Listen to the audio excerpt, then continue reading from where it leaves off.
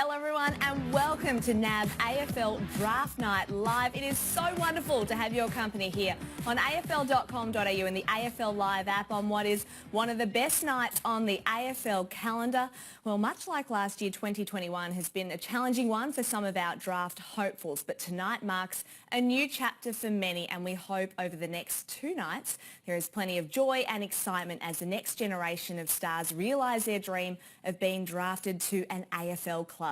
Now, to help me analyse each and every pick in the first round of the 2021 NAB AFL Draft tonight, I'm joined by a bumper panel, the draft guru himself, Cal Toomey, and experienced AFL.com.au journalist Riley Beveridge. Happy draft night, gents. Hello, Nat. Hello, Riley. You mentioned it was one of the best nights on the calendar. It is the best night on Oh, sorry, my bad. of the AFL calendar. So much hope and excitement and expectation comes out of tonight, and there's going to be 20 dreams made across the country tonight. We'll speak to so many of those boys at different stages across tonight, and just looking forward to seeing some antics of how the clubs play it out, the trades that can happen, the surprises, the bolters, the sliders, all those terms that we've spoken about so much across this year. Tonight it plays out for the first time, Ross. Yeah, so keen to see what happens. It's the most unpredictable draft we've seen in such a long time because we haven't seen these kids for such a long time. There's some of them we haven't watched for more than 2 years. So really keen to see how it plays out. There's some clubs with some decisive picks throughout the night, and I'm sure it'll be very entertaining as it goes. All right, we're going to analyse all of that and more in just a moment. But with around 40 minutes to go until the 2021 NAB AFL Draft, let's take a look at how things are going to take place and work tonight. And it's pretty similar to last year, isn't it, Riles? Yes, clubs are back at Marvel Stadium though. It's a one tweet from last year when they were in their home bases. They're back at Marvel Stadium making the picks from there. A handful of kids have been nominated to go to a select number of venues across the country though. So there'll be some in Victoria at the London Tavern. There'll be some in South Australia, some in Western Australia. Obviously Jason Horne-Francis based in South Australia, the likely number one pick. All the picks will be made through the ARC, which is powered by RMIT as it all normally is. So can't wait to see how it unfolds. Cal, 863 hopefuls nominated for the draft. Not all of them are going to get drafted, unfortunately, as much as they'd love to. No. How many selections are you thinking across the two nights? Yeah, it's a really interesting question, Nat. Last year we saw a record low number of draft picks because of the list cuts that happened as a result of the COVID-19 impact on football last year and the salary cap going down, list spots going down. So 59 last year. I've done my calculations and it's somewhere between 56 and 67. Okay. Usually that means it's right in the middle there, the early 60s, and that'd be an okay result. It does mean, though, over the last few years, there has been a decrease, clearly, in the number of new faces coming into the system. So across the two nights, I expect around 60 selections. And that's really tough, Nat, because 195 players received invites for the NAB AFL Draft Combine. About 125 ended up attending that combine. 60 or so selections across the two nights, maybe 10 or 15 new faces through the rookie draft on Friday. So to the guys who make the grade tonight and tomorrow night, it's a great achievement because so many people have been trying to get onto a list this year. Now, the three of us have pretty much been living in a draft bubble for most of this year, on and off, especially the last month or so. But there'll be a lot of people who are joining us for the first time tonight and don't know a whole lot about this draft pool. And thanks for joining us. We love having you on board. But talk us through the layers, because this draft is so layered, much more than an onion. You've been working on that one. I saw that in your notes. Did it fall flat? No, it was good. Okay, it was thanks. good. It was good. You nailed it. Look, it is a really layered group, and it's interesting in that it is one of the more even draft classes that we've seen over a number of years, and it starts right at the top with Jason Horne-Francis and Nick Dacos, who I think are clearly the two best players in the draft pool. We know about Sam Darcy, the father-son at the Western Bulldogs, and Finn Callahan as well, who are right up there in the next rung. And then I think there's a group of 6, 7, 8 players who are all vying to be the next best picked and the next picked overall tonight. And they're the Josh Richelli types, Ben Hobbs, Josh Gibcus, Jai Amos. Where does Neil Erasmus and Matthew Johnston fit in? All of these names, and Zaya Wanganeen Malira, who's also come with a bullet in the second half of the season, I think they're in that third layer of the draft. And then that it really opens up. And that's the exciting thing that I'm looking forward to tonight, because there could be about 15 names going to or vying for 8 spots or 9 spots in the draft. So it's not all lost for the blokes who don't get their chance tonight. There, of course, is tomorrow night to see their dreams fulfilled, but it's going to be really interesting to see how those picks unfold between around picks 13, 14, 15, 16 and through to number 20, because Obviously, it's the first round of the draft tonight, but it's a fluid draft order. So that means that because of the bids coming in for Nick Dacos and Sam Darcy, it will bounce out a couple. So we're expecting 20 picks and a lot of surprises as well. Can't wait for those. Hopefully not too many though. No, I know. We don't want to ruin your Phantom Draft, and we will get to that in a moment. But time now to take a look at the draft order itself. And as it stands right now, it's North Melbourne, obviously, who have the coveted number 1 pick. The first time in the club's history, actually, that they have that pick. A couple of clubs in Richmond and Adelaide made plays for it, didn't they, Riley? But the Roos knocked back those offers. Yeah, as Kaltumi reported throughout the as well, another one of those sides to have 2. And then Gold Coast, Adelaide and Hawthorn, Cal, is the club that you think might shape this draft? Yeah, absolutely they will at this point. We have a pretty strong idea on how those first few selections will go, and we'll get to those shortly. Obviously the Giants things have been weighing things up at pick 2, Gold Coast at pick 3, the Crows at pick 4. Fremantle at pick 6 and pick 8 loom as one of the big winners tonight. Obviously, they lost Adam Chera through the trade period. They pick up number 6 as a result of that trade from the Carlton Footy Club. St Kilda has a top 10 pick again. West Coast has its earliest pick in a decade since Andrew Gaff was pick number 4 in 2010, I think it was. So we're really interested to see how the Eagles play things out tonight. And then, of course, the Lions in the second half of the first round have 2 first-round picks. So that, to me, is a real watch this space because, obviously, last year they did a future trade with the Demons. At that time, they clearly wouldn't have expected the Demons to have gone on to win the premiership because that is their number 18 pick, and there are some clubs without the first-round picks as a result of those. Live trading just creates a new dynamic on draft night for us. Are there clubs that are still looking to move up, move back at this point? I mean, are the Crows still open to trading pick 4? Well, it sounded like it was a pretty closed door when we spoke to Hamish Ogilvie on Draft Night Countdown earlier this week, Riley. But when there's hope, there's a chance, and there might be some chance and some hope for those clubs in the back end of the top 10 to come forward. I still can't see it happening. I think it's a 5% chance at best that they move on pick 4. But if the offer is good enough, and they have had some more interest again today for it, we wait and see, because there has been so many conversations across today in particular, Riley, on clubs wheeling and dealing and making sure they're ready for scenarios tonight. And they have to be, because they have to have all the scenarios in front of them. If it goes this way, if it goes this way, if it goes this way, what are we going to do? Because they get 5 minutes on the clock, and we'll get through that, of course, tonight. 5 minutes for each pick, and they have to make some big decisions within that time. But when we're looking at the potential trades, Nat, we spoke about the first round there. The Giants at pick 13 is a really interesting pick for me, because they've been pretty clear to clubs that they could be open to either shuffling it back from 13 to later in the first round. So that means they would pick up maybe a future second round pick to move back a few spots if they could find a buyer for it. And they won't be short of buyers for that. The other option, though, is they trade it out altogether. Other option. Well, it's a big option because it takes a little bit of courage from clubs to trade out first-round picks and future first-round picks as well. But just keep an eye on what Port Adelaide and West Coast might do. They might be clubs that could buy back into the first round tonight by using their first-round picks next year. I know what you think, Cal, but from my perspective, Port Adelaide's a great example of a side that can do that. They can back themselves to make the top 4 next year, go all the way, potentially even win a premiership, and then you're giving up essentially pick 18 to move into that pick 13 that the Giants already have. One thing to take note of from the Giants, they've already let clubs in the 20s know that if they were to get a future first round pick 413, they'd be willing to trade a future second to get back into the 20s. So as you mentioned, they've got pick 2. If they were to get rid of pick 13, I don't think they want to slide too far back. They still want to pick in the 20s to get another player before matching a bid on Josh Fay as well. The other thing that will happen very early tonight will be a trade between the Western Bulldogs, Geelong and North Melbourne. We'll likely see a 3-way deal there, including some picks clearly that'll see number 23 from the Bulldogs head to the Geelong Footy Club, so they'll move up the order and get an extra pick inside the early 20s. That'll mean a couple of the Geelong picks in the 30s will go to the Western Bulldogs. They'll share them around, Nat. One will end up going to the North Melbourne Footy Club, so it'll boost its draft hand as well. So that'll happen pretty early around that Sam Darcy bid. So we'll wait and see the full details of that one when it comes through. But the implications are for tomorrow night, we know that. However, they have to get that deal done early tonight once they are matching that bid for Sam Darcy, who's such an exciting prospect. And a watch this space as well too for Hawthorn, with their list manager Mark McKenzie telling you, Cal and Riley, that they're open to packaging up potentially 21 and 24 for something else to get a pick in that first round as well. But Cal, this is your time to shine. This week is all about, well, it's not all about you, it's about the draftees, but we'll make it all about you. This is your Phantom Draft. You put so much time and effort into this. Tons probably millions of phone calls, let's be honest. Millions of phone calls in the last 24 hours, I reckon. Take us through your Phantom Draft for 2021. Yeah, okay, so this is where we landed in the end. It has been a difficult ride, though, to get to this point because, as we spoke about, there's been so much jostling going on. There's multiple picks with different clubs, so that makes it really difficult to get a sense on things.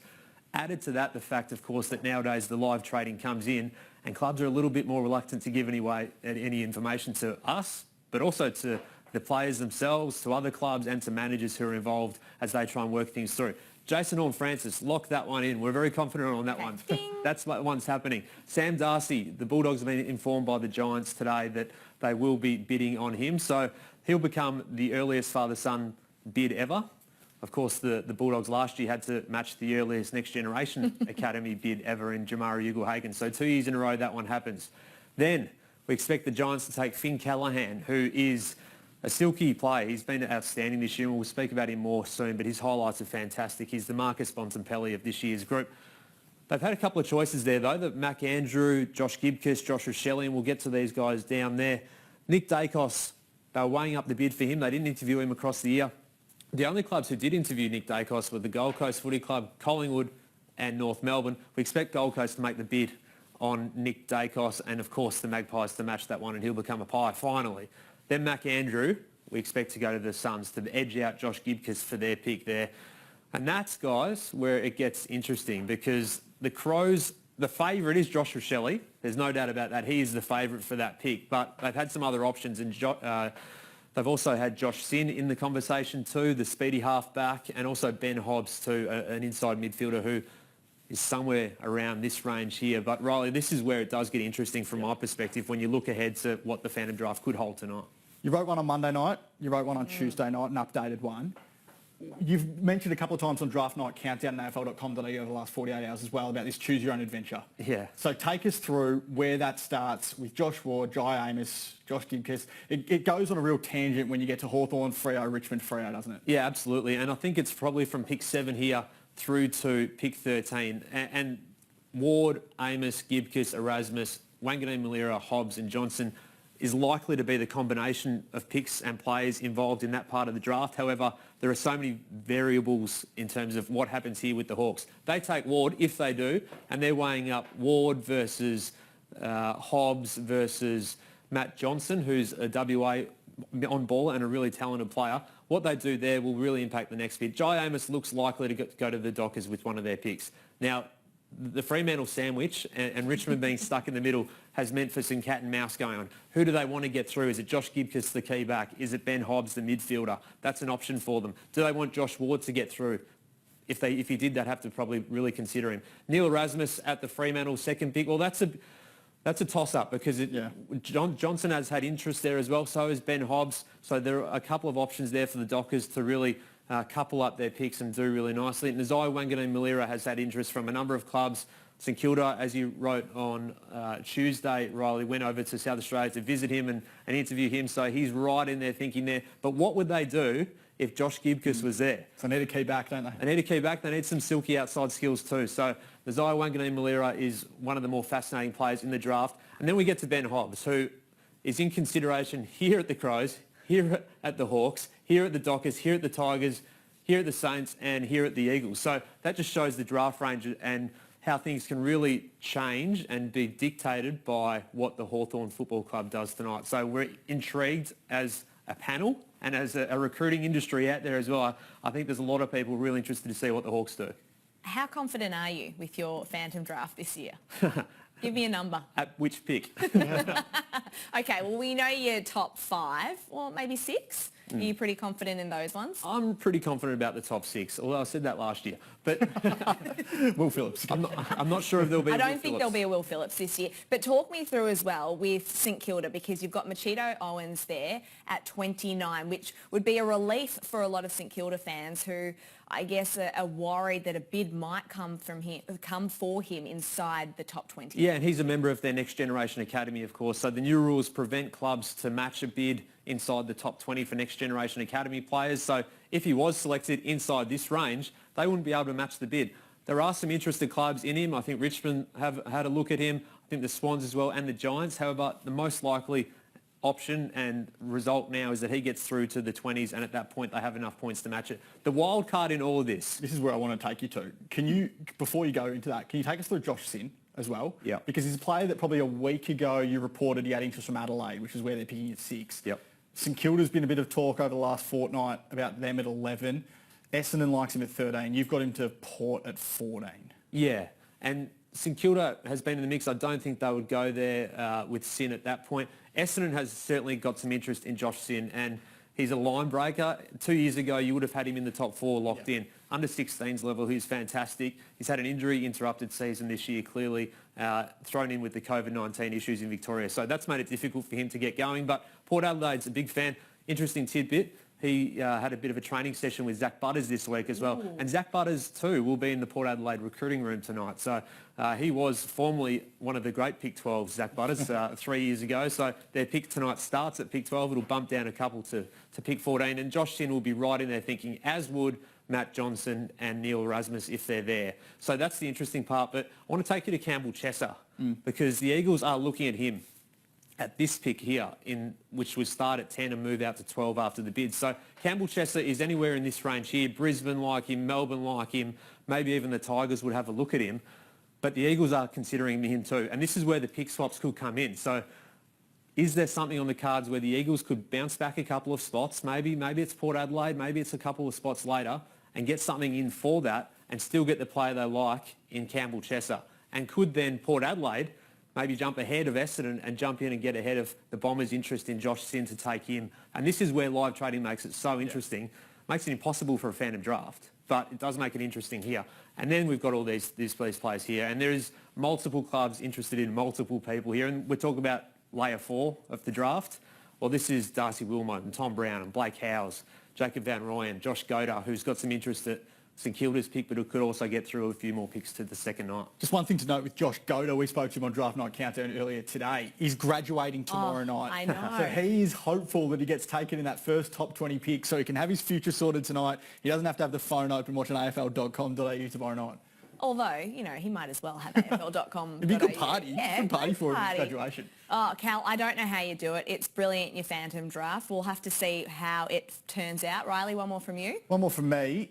Say Port Adelaide or West Coast move into this pick 15 as it will be that the Giants currently hold. Yep. Do you have any indication as to what they could go there? Because that's been the big question mark, that if they do manage to trade there, it leaves them in a great position, particularly Port Adelaide, because they'd have 2 picks in a row. It's player dependent both ways. So if the Giants player that they would like is still there, then they're not going to move the pick, are they? And there's a slight chance that Josh Gibcus, who they've considered at pick 2, which will become pick 3, there's a slight chance that he gets through to their pick 13.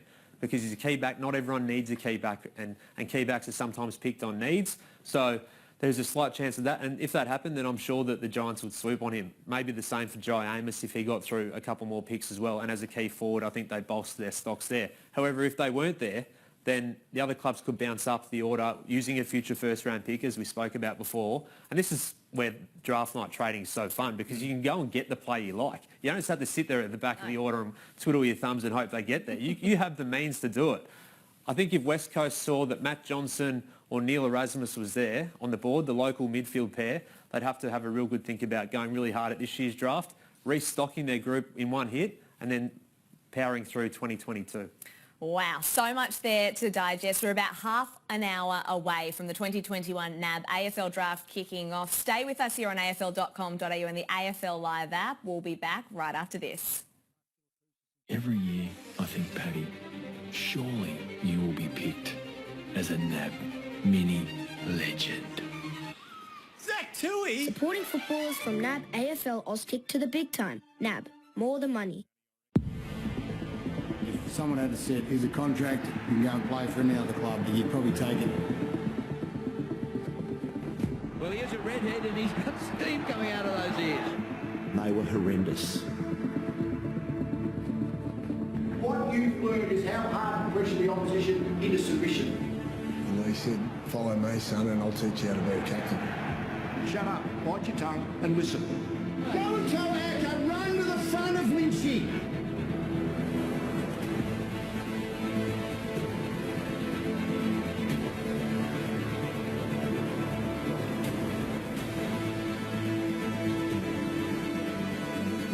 If it bleeds, we can kill it. The stakes could not have been higher. I was so happy yet so sad. That was a show of emotion from Lee. Total commitment of 22 men in Brisbane Jumpers. You're watching NAB AFL Draft Night Live. It's lovely to have your company. If you're just joining us, about half an hour until the 2021 NAB AFL Draft kicks off. Let's take this opportunity now to take a look at some of the father-son and academy prospects in this year's draft pool. And if you've been living under a rock somewhere, then you won't know the names Nick Dacos and Sam Darcy, but they're two names that you should most definitely know, Cal Toomey. Well, if you don't know them now, you will pretty soon, because they are outstanding prospects and they're set for very long futures at the AFL. Nick Dacos and Sam Darcy set to be top 5 picks tonight. 3 more players, though, have been nominated as father-son prospects. Taj Woden at the Melbourne Footy Club. He is, of course, the son of Shane Woden, the 2000 Brownlow medalist. Jace Burgoyne, the son of 2004 Premiership player Peter Burgoyne, and obviously the nephew of Sean Burgoyne, who's gone back to Port Adelaide to join the club in an off-field role now. And Jackson Archer, for the Roos fans out there, the son of Glenn Archer and club great, and Shinboner of the century, now the son of the Shinboner of the century, set to join Arden Street. Plays a lot like him as well. A number of academy ties. Mac Andrew is a Next Generation Academy member at the D's. They're not going to have access to him tonight because under the new academy rules, clubs can only match bids on NGA prospects if they fall outside the top 20. Mac Andrew, we're expecting that bid to come from Gold Coast at pick 5, so they won't likely get him. Machito Owens and Marcus Windhager, 2 nice midfield prospects at the Saints, as Cal Toomey reported earlier this week. Looks likely now that Mitch Owens, who was the big worry for the Saints, will fall outside the top 20, so they will get access to both of them. Josh Fay at GWS, a little bit different with the Giants because they're a Northern Academy. You can match bids on these players wherever they fall. Cal's tipped one late in the first round, and Jesse Motlop, part of Fremantle's Academy as well. They can only match a bid if it falls outside the top 40 for Jesse Motlop. There's a number of clubs that like him early on day 2 of the draft, so it's looking likely that the Dockers won't get access to Jesse Motlop. And Josh Fay is an interesting one too. We'll get to him in just a second because I want to take a look at this awesome photo that was taken by our award-winning photographer Michael Wilson at afl.com.au and the AFL Live app. Look at this father-son photo. That is absolutely magnificent at the G. Can't wait for that to be fully packed come round 1, hopefully. Yeah, in like 2022. like the scarves there. Peter Dacos, I did speak to Pete recently and he's very excited to get this point of Nick's career done and into actually playing, because father-son prospects at the best of times get spoken about a lot, let alone the fact when they're a part of the Collingwood Football Club and when they're as talented as what Nick Dacos and Sam Darcy are. So, yeah, great storylines there. And for those clubs, luckily enough to get the father-sons through, it's just great romance in footy traditions, because Melbourne hasn't had a father-son prospect since 2014 with Billy Stretch. Yep. The kennel at the Western Bulldogs gets them every second year, it seems like. So it's all a little bit about luck, and these clubs are lucky tonight. They have 4 that are premiership players on their list currently at the moment. Let's talk about Nick Dacos because he is the best player in this year's draft pool. There have been comparisons to Chris Judd, of course, who was taken at pick 3 in his draft year. Just talk us through what you love most about Nick Dacos. Well, as a player, it's his impact. There's no doubt about that. And he strives on making impact when he's got the ball. And that's really easy to say, but it's harder to do. And he does that and has done it on a consistent basis across this year. His performances this year were astonishing, really. He hadn't played a game in 18 months before, a practice game for Collingwood's VFL side earlier this year, and then he was best on ground for that. He was basically best on ground in every game for the Oakley Chargers that he played this year. He won the Oakley Chargers best and fairest. Then he went and played for the Australian Academy side. He was their best player in that game. Then he went and played for Vic Metro and had 41 touches and kicked 2 goals. So there's not much more he could have done. And as a midfield option, his skills are terrific. His game sense is great. He's an accumulator, but he's a creator. He kicks goals like we see here. He averaged 36 touches and 2 goals a game. I don't really need to say too much more about him, but there's certainly an inner drive that propels him to success, and I'm really looking forward to seeing him play at the next level. I know Collingwood supporters out there have been waiting for this moment for a long time now. Josh, of course, his brother joined the footy club 5 years ago in 2016.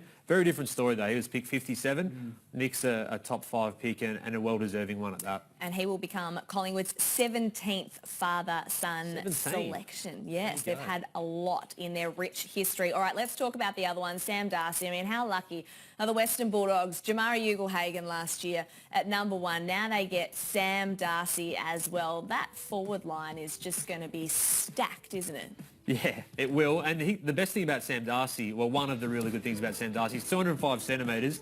He's put on 18 kgs over the last year or so. Unbelievable. And grown as well and continues to grow. So he's nearly 10 centimetres taller than his dad, Luke. And his versatility. So you mentioned the forward line will be stacked, Nat, but he has played as a defender across this year as well. He played in the ruck at stages. It really come on in the middle part of the season. He trained with the Bulldogs earlier this year as part of the father-son program, and I think at that point they realised, oh wow, we've got a player here, and he just went from strength to strength. I saw him dominate a couple of games earlier this year, playing as a centre forward out of the goal square and just doing some special things. He's the Max King, or Ben King, of this year's draft pool. It's the agility at ground level, Riley, that I just love from him, and there's a lot to be excited about. It's incredible to suggest how much the game's developed and evolved over the last decade or so, when Luke Darcy, his dad, who was such a great ruckman during his time, was 10 centimetres shorter than Sam Darcy, who's going to come into the game and be a key forward or a key defender. But as Cal mentioned, that trial game for Vic Metro, to see him win the ball on ground level so often, he kicked one over his head, which was just something you'd expect from someone that's 40 centimetres smaller than him. That's what he's going to bring at the next level. And can you imagine a forward line of Jamara, Aaron Norton and Sam Darcy in a couple of years? It's going to be so difficult to stop for clubs in the next 10 years or more. Very, very scary indeed. It is a wonderful story, of course. You mentioned Luke, but also Sam's late grandfather, David, as well, playing 133 games for the Western Bulldogs. So just a wonderful night for the Darcy family. Mac Andrew is the other one that has sort of risen through the ranks. I reckon he's probably surprised a lot of people and been a bit of a bolter throughout 2021. It looks like the Suns are probably going to take him at pick 3. So versatile, Cal. Where do you see him playing? Yeah, generally it's going to be as a ruckman, and at 201 centimetres, that's what the long-term goal is for him. But he might start his career as a centre-half back or a centre-half forward. I've said it a few times, but the athleticism and X-factor that he does have makes him a potential wingman in the Nick Cox mould as well, once he build up his running and stamina. A great story. Born in Egypt, South Sudanese background, and so exciting. Has played the game for a long time and has real footy smarts and competitiveness. So I was at a game earlier this year and saw him take the ruck, tap out, tap it to the ground, follow up, beat his midfielders to the ball and get a clearance and run out of the square. And it was like, this is the moment that recruiters jot down in the book and say, this boy could be anything, and he really could. It's like Luke Jackson. He's developed through the Melbourne NGA system. You would have seen firsthand exactly what Luke Jackson's been able to achieve at the Demons in his first couple of years. Just this player that you see the height and athleticism of him, and you think ruckman, but can play on the wing, can play half back, as Kel said. He's got so many assets to his game. It's going to be a great player to watch over the next decade. I'm sure Jason Taylor and the Melbourne recruiting team would have been trying to keep him under wraps, but unfortunately the cat's out of the bag, and he is going to be probably heading to the Gold Coast Suns if your phantom draft is correct, which you're pretty confident on. Pretty confident on that one. And the reality is that Melbourne has helped get him to this point, but the rules on this occasion worked against them. All right, next player we want to talk about, and we should, is the potential #1 draft pick, and he is going to the Roos, let's face it.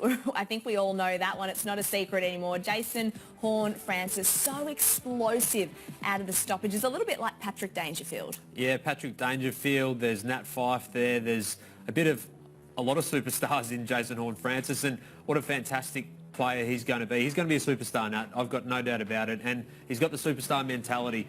He's tough, he's just so busy around the ball in the forward half. He's combative, he's physical, he gets in the face of opponents, but more than that, he's just a star, and he steps up in games when they need him. So he's done that at senior level for a period now. Many recruiters would take him #1 in an open draft, so it's a really tight battle between him and Dacos in an open pool. He's done so many great things across this year. His preliminary final performance in the SANFL was outstanding. 24 touches, 3 goals, 3.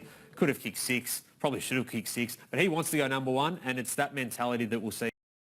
As a forward initially. Yeah, I'd imagine he starts his career forward, and we've seen his forward craft. We saw it in that SANFL preliminary final that Cal talked about, where he kicked 3 goals, 3, a couple of really clean pickups and snaps around the body there. That's what makes him such an enticing prospect, the fact that he can do what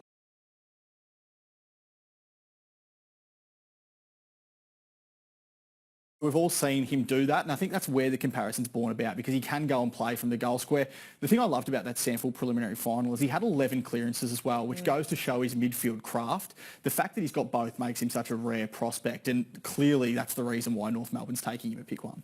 One of the most impressive midfielders is someone who is quite tall indeed, about 190 centimetres or so, is Finn Callaghan. And gee, I think a lot of clubs clambering to get up the draft ranks to try and snag Finn Callaghan, because he has a beautiful left foot kick on him as well. He certainly does. It's quite the package of Finn Callaghan. He's grown as well now. Another player who across this year started the season at 189 centimetres. Now he's 191, and that's the modern day midfielder. Plays on the wing. As the season wore on, he became more of an inside option for the Sandringham Dragons. It's his step. He's the boy with the dancing feet. He gets out of trouble there and just manages to create in that half back line and even on the wing there. So what he does at the next level will be fascinating, because a club could use him off half back, as I said. They could use him across half forward and in the midfield too. There we see the struggle of players to actually tackle him. He had a little bit of a foot injury after they joined at their respective clubs. And Blake Howe's a chance to go to tonight, maybe Melbourne, maybe Sydney, maybe Brisbane, or even early tomorrow night. But there's no doubt that a lot of people will be cheering for Finn Callaghan in the future. Well, Jason Horne-Francis, remember that name, the likely #1 draft pick tonight. Explosive, powerful, a very worthy #1 draft pick. Should North Melbourne call out his name tonight? Let's hear from him now. I think just a tough inside ball winner. Loves a competitive, contested ball side of it, and but I can also use it on the outside and good tackle pressure, and just really tough play. Yeah, the strength in my game, I think, my contested ball and competitiveness. I think I think it's a really good asset to have, and for me, and but I think my marking and my skills as well, and clean hands around stoppages is really good. I think my best position is that more mid-forward type of role. I love being around the ball and being around bodies and just hunting the footy. So I think that as well, and then going down forward and just showcasing my strengths, my marking ability, and my goal sense. So modelling my game, really like Nat Fyfe in the way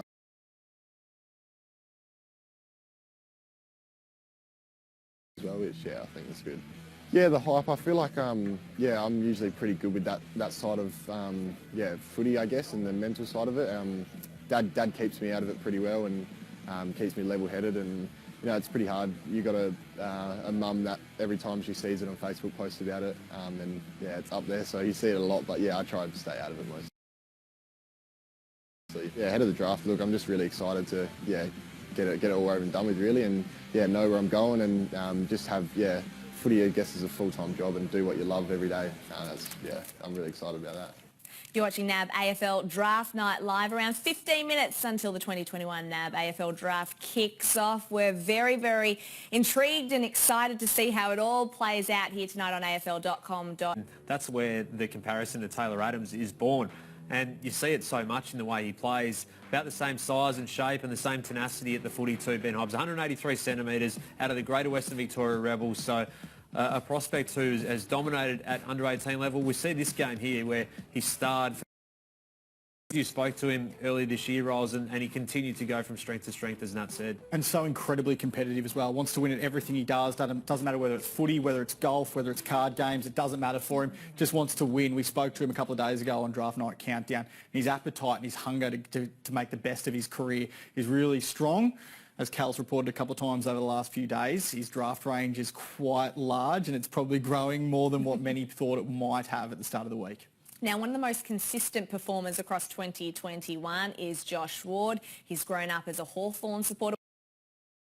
Here he just keeps going, and that's the work rate that we see every time he steps out on the footy field. He's got the leadership capabilities too. There's a bit of Zach Merritt to this young man, and he's got the drive. It's pretty similar to Zach as well. So he can go forward, and he played really well. We mentioned the Nick Dacos game before for Vic Metro mid-season. Well, Josh Ward had 34 disposals that day too, and dominated. So, there's a lot to like about Josh Ward. And I reckon that day for Vic Metro that you just mentioned was probably the first time the club's got an indication that this is a player that can do it all on the outside as well as the inside. I think early doors at Northern Knights, a few clubs might have had question marks whether or not he's a pure inside ball winner. But that day for Vic Metro, So he can read the ball in the air so well. He's comfortable running off his opponent and going for grabs. He can shut down players as well. So there's enough competitiveness there to see him match up against tall players. And clubs are going to need key defenders to man up on Ben King in the future, and Max King and Sam Darcy. He's someone with his reach and run and leap that can do that. Wants to add a bit of an attacking weapon to his game as well, be that rebound defender, which is what we've seen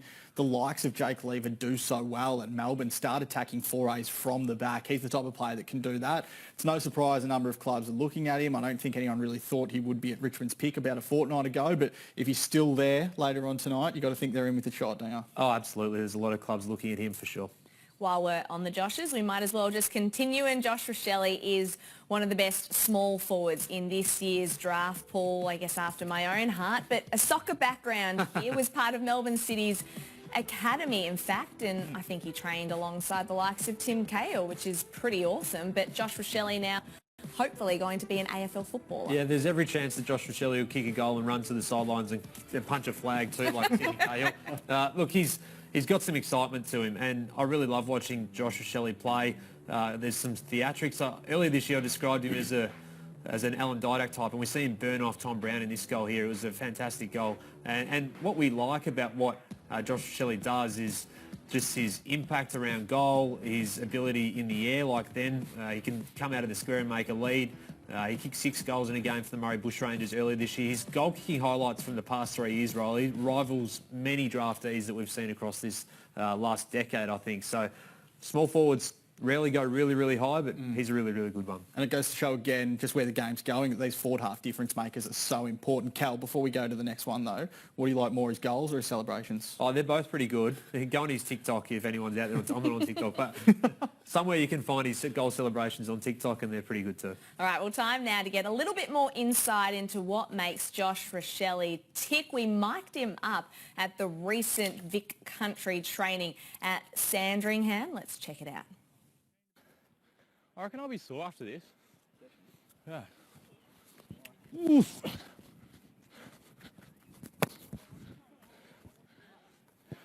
Enjoy the moment of it's the last time as a group that we will be together. All right, so let's make the most of the sun while it's out. With our warm-up, 3 footies to the 3 coaches, 1 footy to me, so don't come in my line. Coming off the fence.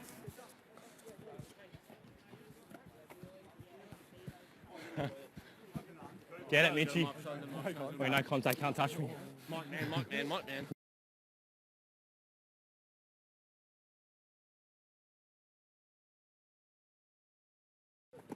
Oh, great hands, Layman. Yeah, Coxie. Can't believe you fake 10 for this. So, boys, as we spoke about the other night on the Zoom meeting, today, really, it's just getting out here, having a run around, having a bit of fun, a bit of a kick and a catch. It's going to feel like you get to the end of the session, it's like, oh man, I want to do more. Yeah, Browdy. Rat.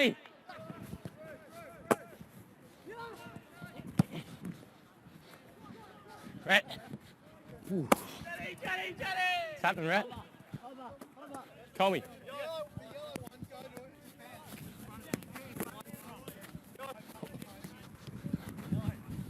Yeah.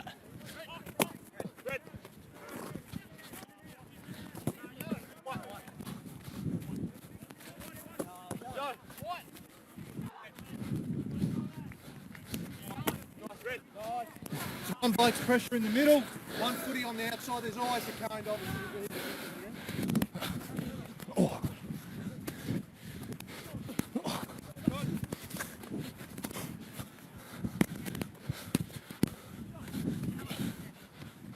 What we're going to do is start with 3 in the middle, just with 3 footies. The other 5 will be just around it, just in a group of 5. And we're just going to do rapid fire, kicking in and out, okay? Good luck. Lowy.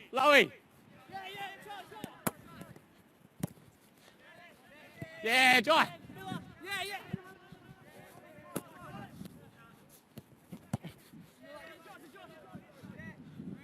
Yeah, Miller. That's it.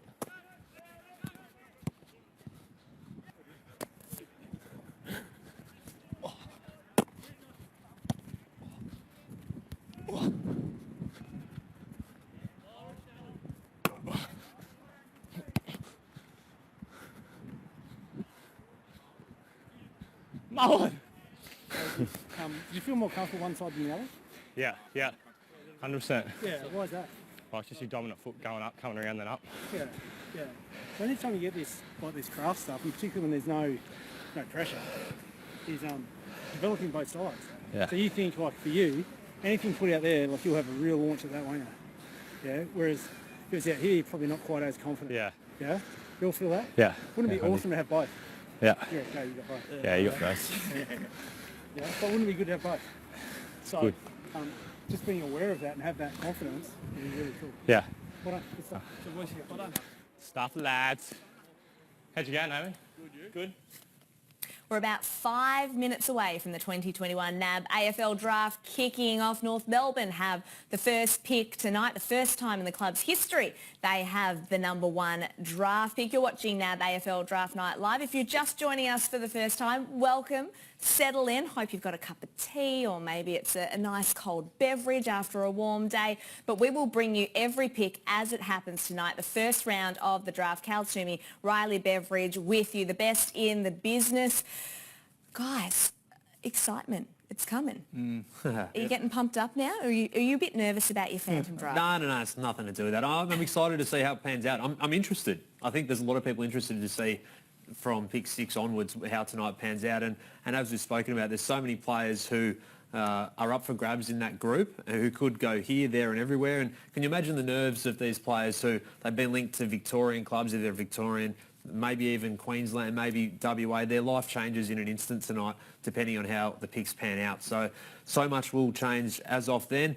A lot of them will get to their clubs over the next couple of days for introductions and meet the families and get to know yous and then start training next week. And then there's some different circumstances as well for border restrictions states. What do the West Australians do if they come over before Christmas, if they're drafted to a Victorian club or out of WA? Would they do that or potentially even stay in WA over the next few weeks and then go there after the Christmas break? So all the machinations behind the scenes to these decisions are massive and no one gets drafted from luck, Nat. There's a lot of work that goes into it and we'll see a lot of good stories tonight. Yeah, certainly. And Riley, I guess for those who might miss out, I mean, there is tomorrow night, part 2 of the draft, of course, but then on Friday there is the rookie draft and we've had a mid-season rookie draft as well. So there are other avenues and we know especially in Victoria, some of these kids have unfortunately not been able to play a whole lot of footy and show their wares over the last 2 years. Yeah, there are definitely pathways and I think more and more clubs are seeing 19, 20-year-olds as being genuine players they can bring onto their list and still have them there for the next 8 to 10 years to play good footy. So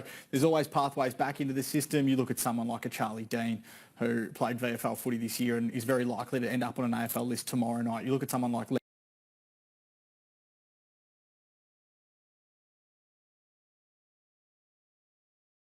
of 18 months, just couldn't get out in the park. He's now 21 next year, but it's very likely that he gets picked up in the early stages of tomorrow night's second round. So these are players that have come back, they've done it the hard way, and now they're going to find themselves on an AFL list. So there's always pathways back into the AFL if they don't get picked up over the next couple of nights. So just run us through North Melbourne. When the clock starts, they've got 5 minutes to make their selection. I'm pretty sure they need about 2 seconds. Did they take the 5 minutes? They have to.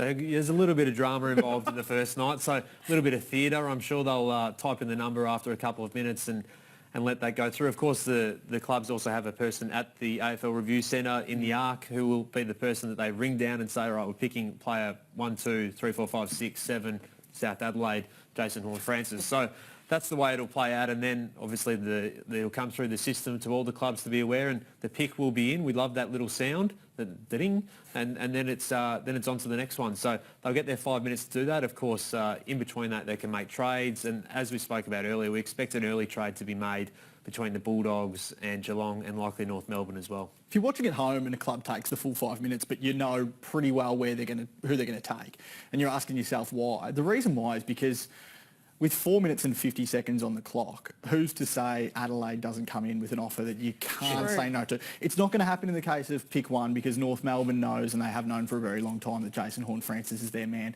But there's no reason for clubs to trade up the prospect of doing a deal, getting a deal you just can't say no to. That's why clubs will take their full amount of time, take as long as they want, take as long as they need, and take the player they want at the end of the day. Well, some of the top prospects in Victoria are at the London Tavern, and we will cross out to the London Tavern at some point and interview some of tonight's draftees. We've also got cameras as well in other states, South Australia, Western Australia, so we will bring you all the interviews as they happen. You won't miss a moment here on afl.com.au and the AFL Live app. 9 players are at the London Tavern in Victoria, at that station there, basically watching with their family and friends. It's been set up as a draft event. Of course, some of the players there last year was a big event too. There's also 2 players at the Adelaide Oval in Jason Horne-Francis and Nazaya Wanganeen-Malira, and then 3 players in Perth at a function there in Jai Amos, Neil Erasmus and Matthew Johnson. So between them, the AFL hopes to cover off the top 10. The clubs and the AFL have worked together to make sure that hopefully those top 10 players are all in there, and there's no one left off tonight who doesn't get drafted. Of course, a couple of years ago, Devon Robertson was that unlucky player who was overlooked in the opening night, was attending the draft, and then came back the next night and was picked up by the Lions and had his moment there. So there's always those stories, or there has been those stories over the 2-night drafts, and we don't expect that to happen tonight, given there's only a smaller group of 14 players at different venues. A couple of minutes to go before that clock starts ticking down and counting down from 5 minutes from North Melbourne.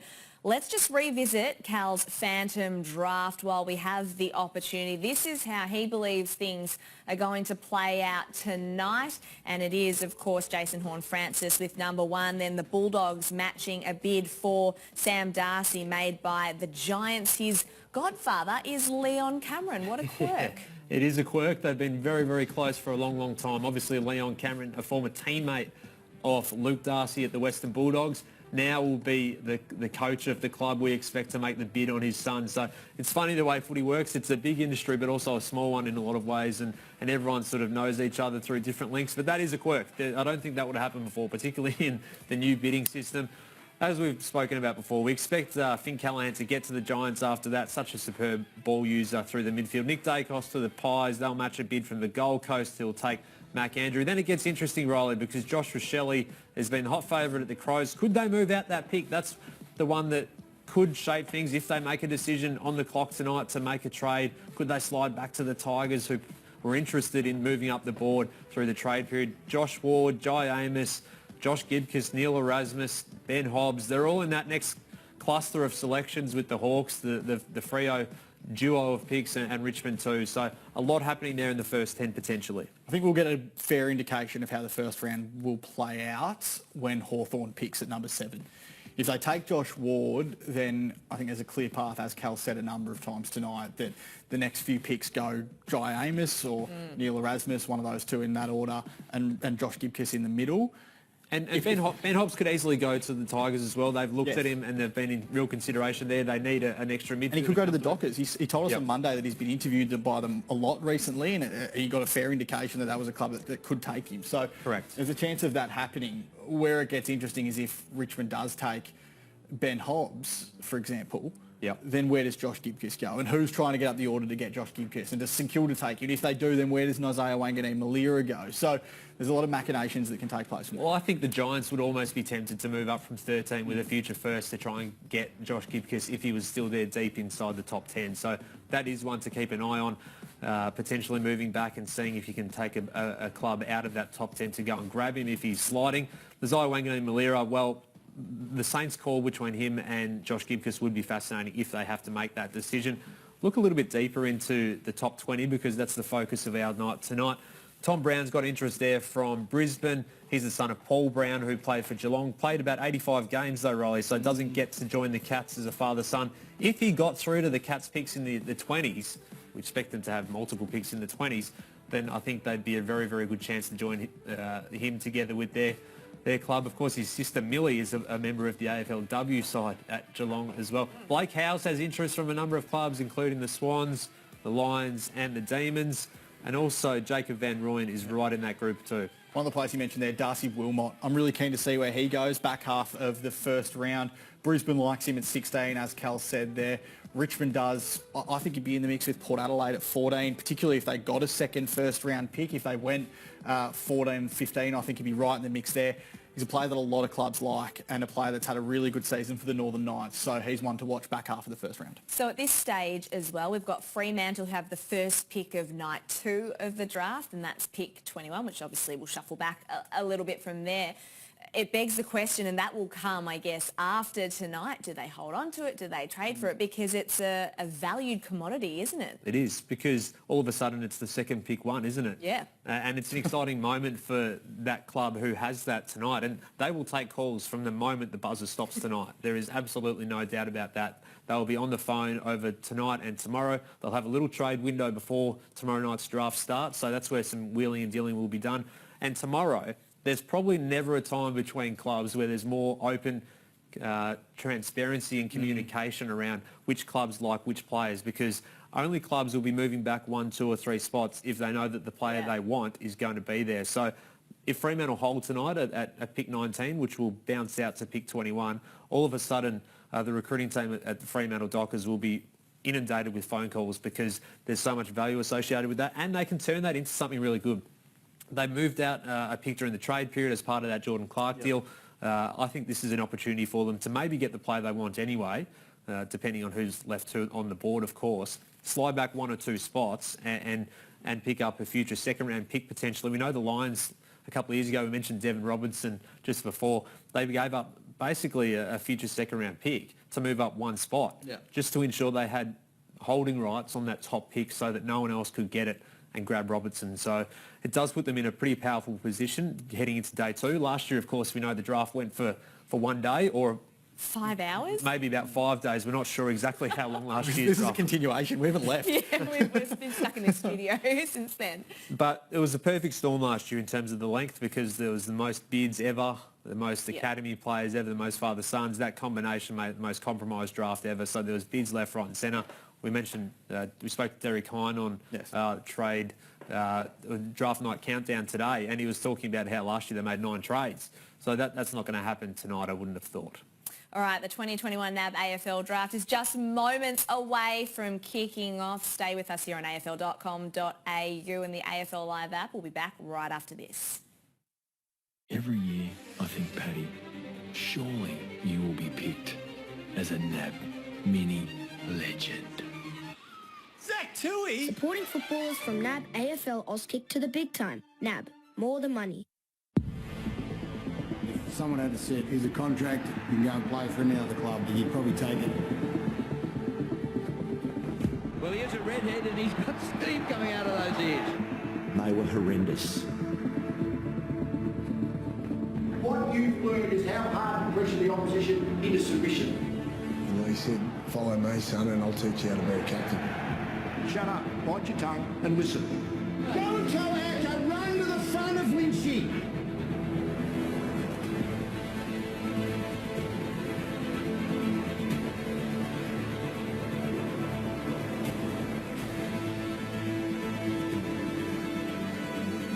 If it bleeds, we can kill it. The stakes could not have been higher. I was so happy yet so sad. That was a show of emotion from Lee. Total commitment of 22 men in Brisbane Jumpers. Great to have your company here on NAB AFL Draft Night Live. Nat Edwards, Cal Toomey, the draft guru, and Riley Beveridge with you. Every pick as it happens live right here on afl.com.au and the AFL Live app. We are just moments away from the #1 draft pick being announced here. So North Melbourne very soon will be on the clock. They have 5 minutes, Riley, to make their decision. There is probably just one photo on their draft whiteboard, and it will be that of Jason Horne-Francis. Let's be honest, they've been on the clock since late August when it was confirmed that they had the #1 pick. Cal's reported that Adelaide came with an offer of 3 first-rounders, 4 pick 1.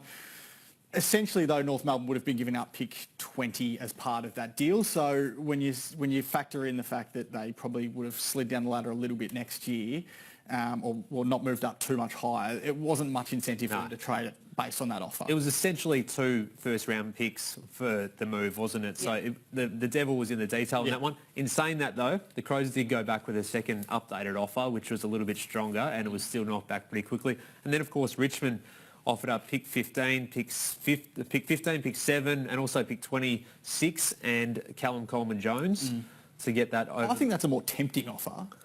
Yeah, although pick 7, as we'll find out tonight, will move up to pick 9. So it's not when you look at it like that. No, and also clubs get set on their players. And you're already penciling in Jason Horne-Francis on the half-forward flank next year, what number he's wearing, who he's going to be living with. All that sort of arrangement is probably already going through in your mind for a long time. And then finally, you get to the point where it's really, really close. Not many give up the right to do it.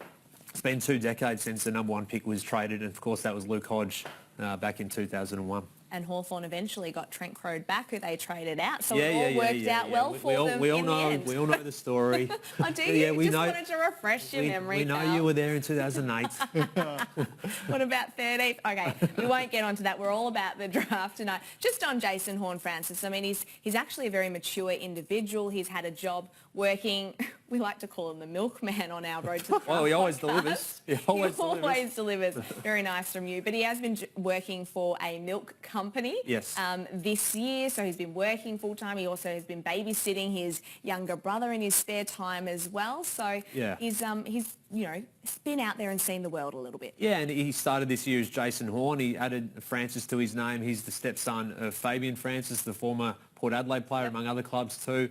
And he's been a big role model in his life and been a part of his life for the best part of 12 or 13 years. So a big part of his family, and that's why he got the hyphenated name as of a few months ago too. So he trained at Port Adelaide earlier this year.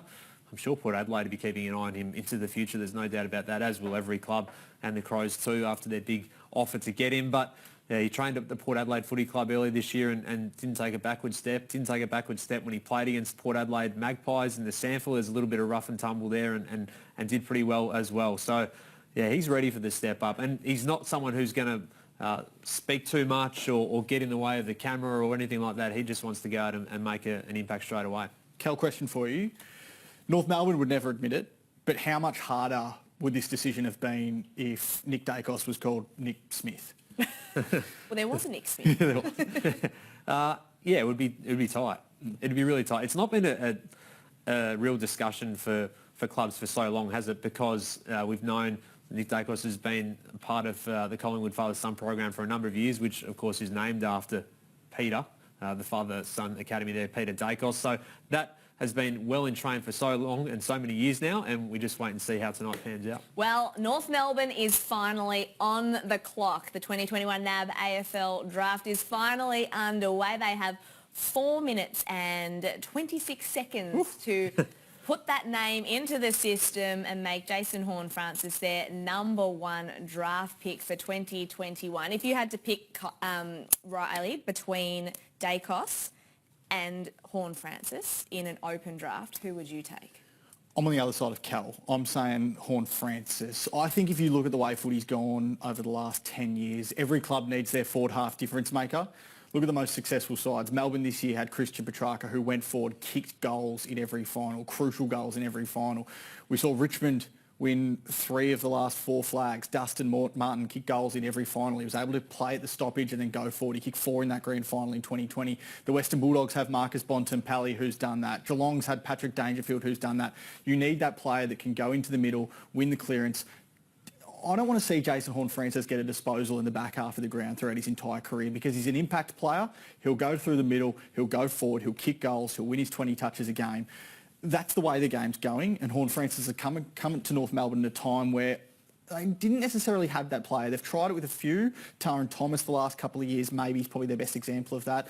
But Jason Horne-Francis is their most obvious example of that. So he'll come into this football club and be a real difference maker from the first minute. And the fact that he's played senior SANFL football and he's a mature body, it just means he can slot straight in. I mean, do you see him playing round 1 potentially? Yeah, David Noble's not a coach that's been reluctant to use youngsters early. I mean, Tom Powell was a round 1 debutant last year. Charlie Lazaro as well was a later pick but still played round 1. So these are footballers that have come into their club from the outset and had an impact at the Kangaroos. Nick Larkey's played a really significant role for the Kangaroos over the last couple of years as a key forward, which you generally have to have experience to do. He hasn't had that experience, but he's still managed to play and hold down that role for a long period of time. So I'm expecting Jason Horne-Francis to come into the side and play right away. It's interesting when you debate the pair of them against each other, because you look at the modern day game and the debate around Dustin Martin versus Marcus Bontempelli, that's a debate that no one's really going to win in terms of purely player by player. We know how magnificent they both are. Bontempelli, to me, has been, there's so many similarities between the way Nick Dacos plays without the height and the damaging impact that Horne-Francis has forward of centre is very similar to what Dustin Martin can do too with his power. So that's part of it as well. There has been an official trade as well already, which Cal reported exclusively this morning. It's already gone down. The Western Bulldogs have got pick 32 and 34 from Geelong, who moves up to 23. That's one that will have implications tomorrow night, the second night of the draft. Okay, just take us through, I guess, the reasons why this trade is happening. Yeah, well, that pick 23 was going to be swallowed up by the bid, of course, that was going to be needed to be matched with the next pick for Sam Darcy. So they get in ahead of that. There's been other clubs clamouring for that number 23 for probably 2 months now since they got that through the trade period. So that gives them more points under the bidding system to pay for the bid and to match the bid for Sam Darcy. And then we see the next leg of that trade, which is likely to be the North Melbourne part of it as well, to see the next little bit. So that's where this trade was organised and pre-organised between the clubs, and it gives the Cats back-to-back picks in the 20s, and that's where it does give them an understanding of what's coming through early tomorrow night. And again, we spoke about the power of the early pick in the early part of the second round. Well, that gives them 2 to play with potentially tomorrow, which they might turn into a future or even play around with a little bit more. Okay, there's about a minute left on the clock for North Melbourne. Do you reckon they're fielding some last-minute phone calls from clubs saying, hey, you want to trade? Maybe a couple of dummy calls. If I was half a prankster at another club, I'd probably make a call and see what they were doing. Right now.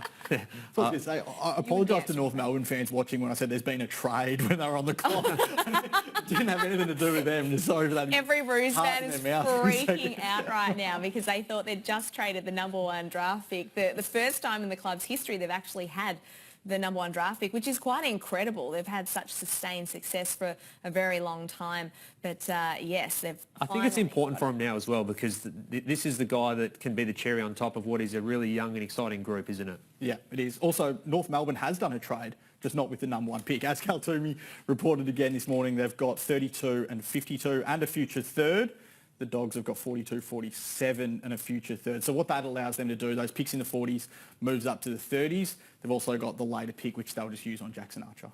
Okay, I believe the pick is finally in, and with the number 1 pick in the 2021 NAB AFL Draft, North Melbourne has selected Jason Horne-Francis from the South Adelaide Football Club. Surprise, surprise. He's a deserving number 1 pick via performance. He's done it against senior opposition. He's done it against his junior players. This time last year, he'd already proven himself at senior level for South Adelaide. He's got so much power and explosiveness. He's such an exciting player. He'll shrug off tackles. He slam dunked Darcy Fogarty into the ground in a monster tackle earlier this year. Darcy Fogarty in his 4th AFL season, Jason Horne at 18, doing those type of things. He steps up in big moments in games. He's a modest young man, but definitely someone who will be looking forward to the future and is a really exciting prospect for the Kangaroos and adds so much to what is a young and developing group there. I love their midfield and what they've been able to develop over the last couple of years. Luke Davies-Uniacke, Taran Thomas, they got Will Phillips and Tom Powell as first-round picks last year. Jai Simpkin, who's the next captain of this football club, not that old himself, only in his early to mid-20s. And then you've got Ben Cunnington, who's done it for so long at that football club. So the midfield they've been able to develop over the last couple of years is really strong, and I think the really impressive facet of that midfield is they're all able to go forward and have an impact. We've seen Thomas do it, we've seen Simpkin do it, and I think Jason Horne-Francis is now another player that can come in and play both roles.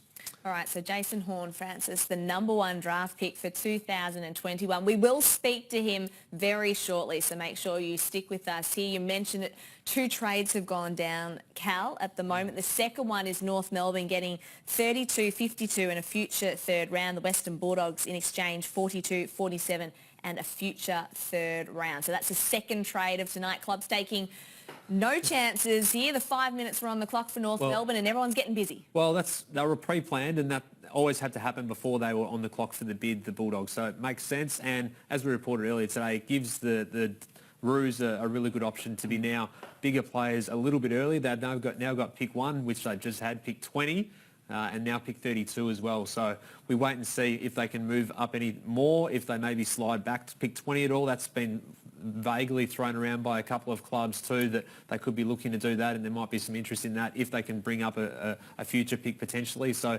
still some manoeuvring to be happening there, but on the board already with a trade. And just on Jason Horne-Francis, I mean, the raps around his aerial exploits make him so clearly linked to Nat Fyfe, and that's been the way for a little bit now. But there's the Patrick Dangerfield bullet of gateness about him as well, which is really exciting. And he'll certainly be looking at round one next year as his starting point, because he's got the stars in his eyes, and he absolutely deserves to, because he'll go to North Melbourne Footy Club, and it probably hasn't been a more obvious number one pick, I think, since 2015. We go back 2016, there was so much conjecture around what the Bombers would do at pick one, Hugh McCluggage or Andy McGrath. They went with Andy McGrath. 2017, it came down to the wire, Rayner versus Brayshaw. 2018, it became pretty clear at the end with Sam Walsh, but there was a push by some to have, Isaac Rankin at that pick and Jack Lukosius. 2019, Matt Rowell was probably one of the other ones who were right up there, clearly. Has a Matt Rowell feel to it, doesn't it? And last year, we know that Jason Horne-Francis, he follows Jamari Ugle-Hagan, who got the bid last year, but all the discussion was around would they make the bid and would they just take Rolly Thilthorpe or Logan McDonald. So it's a big call, and he's a deserving number one pick. So we've got Nick Dacos and Sam Darcy bids to come in. We know that the Giants will be making a bid on Sam Darcy here. Coach Leon Cameron is his godfather, so it's a little bit of a strange quirk, but we believe that will be happening. And then they'll get another 5 minutes, won't the Giants, once the Bulldogs match, and they won't need 5 minutes to match that bid. They'll need about 2 seconds. And of course, the other thing to remember as well with this pick is that it was originally Collingwood's. Yes. And this has been a massive storyline across this year, because Collingwood's descent down the ladder took so many people by surprise. Their coach, Nathan Buckley, departed mid-season. The club has been in turmoil for 12 months. Now, they've, under Craig McRae and a fleet of new younger Magpie players, we expect them to push up the order a little bit next year, but there's no doubt that this pick tumbled far lower than they would have expected. And for the Giants, I mean, Adrian Caruso spoke to us on Draft Night Countdown, their recruiting manager this week, and spoke about how they expected to be somewhere between 8 and 12 or around that sort of part of the draft. So it's become a bonus for them, and they're using the bonus, we expect, to bid on Sam Darcy, who is the father-son prospect. So there it is. The bid has been made. It's in.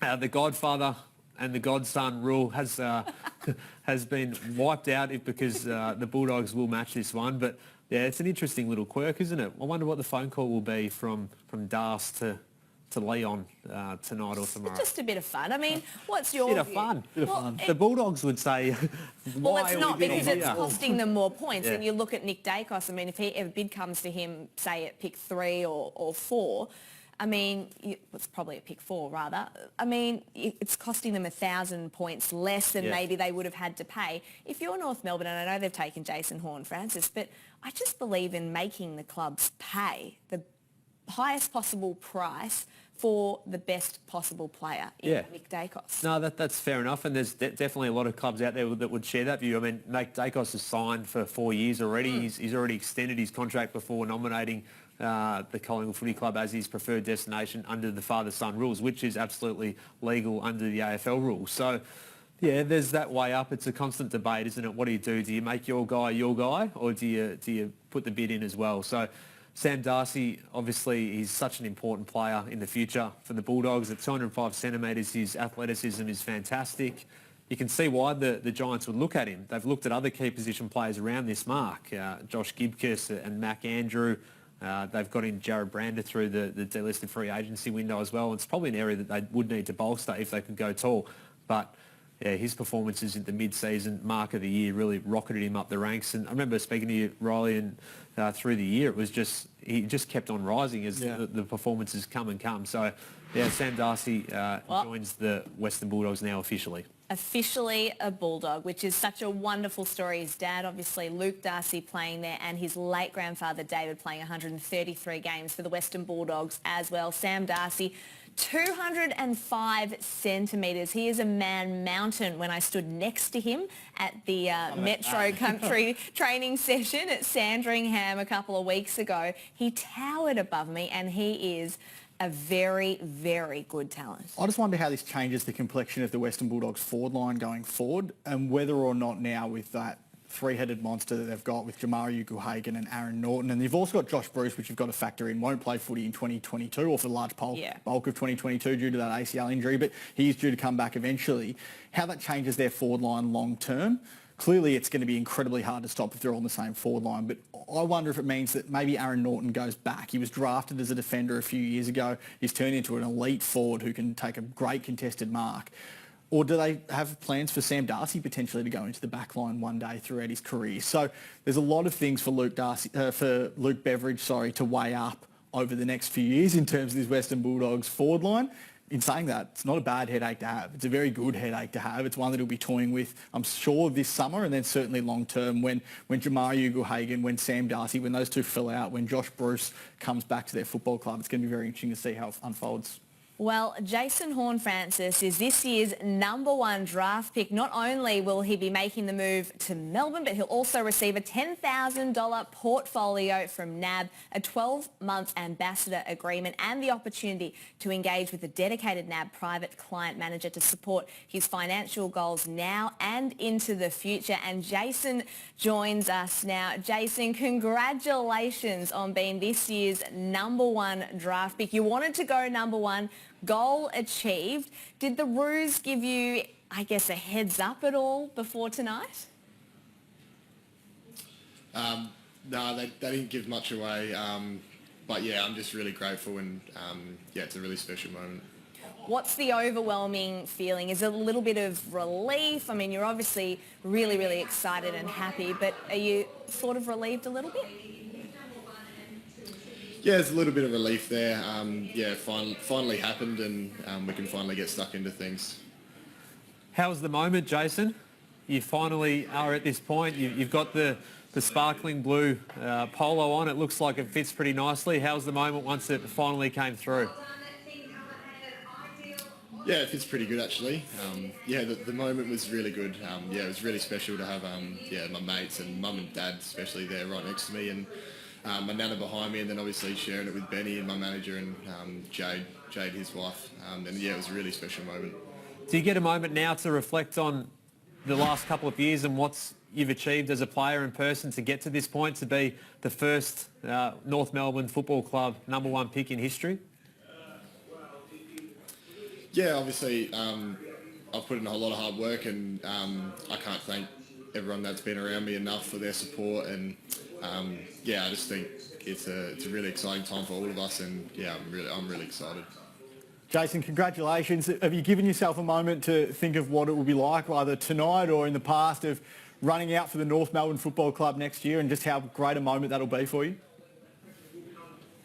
Yeah, it's going to be really special, and I think it will hit me tonight a little bit, and I'll be thinking about it a little bit, and it should be a good moment. But yeah, I'm really excited. I mean, Jason, you've played senior sample footy. I know you want to come out and have an immediate impact at AFL level, and you're confident enough that you can do that. So, goal achieved in terms of being the #1 draft pick. New goal, a round 1 debut. Is that on the cards? I think so. Yeah, me and Dad sit down every start of the year and we'll set goals, and I think that will probably be one of the goals. So yeah. Well, Jason, thank you so much for joining us here on NAB AFL Draft Night Live. Congratulations once again on being this year's #1 draft pick. We wish you all the very best as you embark on a new chapter as a North Melbourne player. Thank you very much. Jason Horne-Francis there. And while we were chatting to him, the Giants have made their selection. And Cal, you are on the money tonight. It is Finn Callaghan. Yeah, big call for them over the course of this lead up to the draft. And they were weighing up, as we spoke about, Mac Andrew as a ruckman, Josh Gibcus as a key back, and Josh Shelley as a small forward. But in the end, I think the class of Finn Callaghan this year, Riley, and Jacob Edwards took a big grab. And at that point, no one knew who he was. Yep. Finn Callaghan spun around like that and kicked a long goal, and everyone's head just went, whoa, where's he come from? And he went on from strength to strength, and he deserves to be the Giants' pick at #3. We've spoken a number of times about the Giants and how they need to do their list management through the draft, because they're in a bit of a different situation to other clubs. They can't really attract free agents or trade targets to the club as often as Victorian sides do. But I think this is just a best available pick. I mean, they can do their list management stuff with their later picks, and they've got 13 and a bit after that. They'll bring Josh Fahey in as an academy player. This is just a best available pick. You've spoken before, Cal, about Finn's ability to potentially start his career off half-back. I think the Giants are a club and Leon Cameron's a coach that's shown a willingness to start midfielders off half-back throughout the start of their career. You look at Lachie Ash, who's gone into the midfield this year but has started as a half-back. Lachie Whitfield's done it before him. I wonder if Finn Callaghan can do that at the Giants and become the next one. But it's about to start getting interesting with Gold Coast, I think. Well, Sam Darcy has been good enough to join us here on NAB AFL Draft Night Live. Sam, congratulations on officially becoming a Western Bulldog. I know you know this day was coming, but what does it feel like and what does it mean to you now, I guess, to join the club where your dad and your grandfather played? Yeah, thank you. Yeah, I'm just very honoured to join such a great club. Your godfather, Leon Cameron, the coach at the GWS Giants, did they give you a heads up that this bid was coming and they were going to make a play for you? Yeah, most of the speculation was the Giants were going The rise has been astonishing in many ways this year. Have you surprised yourself with how high you've gotten in this year's draft and how well you've gone? London Tavern. There's a bit of clapping in the background for the latest pick, but what about your moment? Yeah, it was unbelievable. I had all my mates around my table and yeah, got really up and about and excited and yeah, something I'll always remember and have by me. Sam, you joined a pretty good Western Bulldogs forward line. Aaron Norton, Jamari Ugle-Hagan. How excited are you to start linking up with them as teammates? Yeah, so excited. They've got a great young list and the club's going in a really good direction and can't wait to meet all the boys and get stuck into the swing of things. Now, Sam, one more before we let you go and celebrate. 205 centimetres now. How much more could you possibly grow? Have you stopped? Yeah, not sure. I think I had another little growth spurt this year, but yeah, I think I might have reached my full growth, but yeah, we'll see what happens. I'm sure your dad's hoping so because I think you're towering over him at the moment. Sam, congratulations. It's been wonderful to see your development. Go and enjoy the night, and we look forward to seeing you out there with the Western Bulldogs in 2022. Thanks so much, guys. Really appreciate it. Sam Darcy there, the number 2 draft pick, father-son selection, joining the Western Bulldogs. In the meantime, it was the Gold Coast Suns who made a bid on Nick Dacos, as you predicted, Cal, in your phantom draft, should I say, and it took Collingwood about 2 seconds to match that bid. Yeah, they've been hovering above the keyboard, hovering over that one. Look, the Suns showed real interest in Dacos mid-year. He went up and toured there while he was making up his decision on whether to nominate as a father-son or not. He's got family in the Gold Coast. He played with Noah Anderson and Matt Rowell a couple of years ago at Carey Grammar. So there's links there. And in the end, they made that bid, and that's exactly where what they should have done, because and for a very good reason. There's been a lot of hype about Nick, and that's come for various factors, but he's deserved the attention, and that's been based on his performance. Just a little story on Nick as well. It's been a big moment for him over the past couple of days, and the hype has reached international levels as well. He did get a message today from Josh Giddey. I'm not a big basketball fan, but I do know that Josh Giddey is a big thing in the making. He's the next big thing in the NBA. He got his draft moment early next year, that's for sure. He's gone 2 picks ahead of Josh Giddey as well, who went at pick 6 to the Thunder. Cal, question for you. You spoke to Nathan Buckley in about February of this year, and he said that he thought that Nick might have been in Collingwood's round 1 side if he was 18 and not 17, or even as a 17-year-old if it was allowed under AFL rules. Is he in their round 1 team in 2022? Absolutely. Lock it in. He would have played 20 games in the AFL this year. That was the level of his performance. Had a couple of niggling injuries at this point, but look, he's an ambitious, driven, determined young man who will make the best out of his career. There's absolutely no doubt about that. He's lived with the Dacos name for his whole life. That's not new to him. It's maybe a little bit abnormal for us looking on the outside about what it's like to be a father-son that's so hyped. But for Nick Dacos, that's all life's ever been. So he's studied his brother's intentions at the draft and through his AFL career so closely. He's helped Josh along the way. They're a different personality. I think Josh is really built for the big time alongside Nick, and Nick's ready for that next step up. So, yeah, really excited to see what Nick does. And I know Collingwood supporters out there will be very, very happy with how things are panning out. And the Gold Coast Suns pick is in. So with pick number 5, In the 2021 NAB AFL Draft, the Gold Coast Suns have selected Mac Andrew. Cal, you are 5 from 5 at the moment in your Phantom Draft, and Mac Andrew, a terrific pickup here for the Gold Coast Suns. Yeah, and I see him slotting into their key defensive group to start with. I mean, we know that their ruck stocks took a hit this year when Jared Witts went down. They picked up Ned Moyle at the mid-season draft, so it's maybe not as much of a pressing issue as it was, 6, 8, 10 months ago, but what he can do, Mac Andrew, is really exciting. As we spoke about before, Riley, it's the Luke Jackson-esque follow-up at ground level. He had a great moment for Vic Country mid-year. Well, Nick, congratulations. We'll let you go celebrate with friends and family. We cannot wait to see you run out there in the black and white hoops in 2022. Enjoy the night, and thanks so much. Best small forward in this year's draft in Josh Rochelle. I cannot wait to see some fantastic goal celebrations from Josh along the way in 2022, hopefully. Yeah, going to be exciting. He's ready to play. He's a powerful small forward who will play some midfield time in the future. I love his overhead marking. Adelaide has spent so much time on him, Riley. They have been interviewing him. They've been speaking to him throughout the year and recent weeks as well.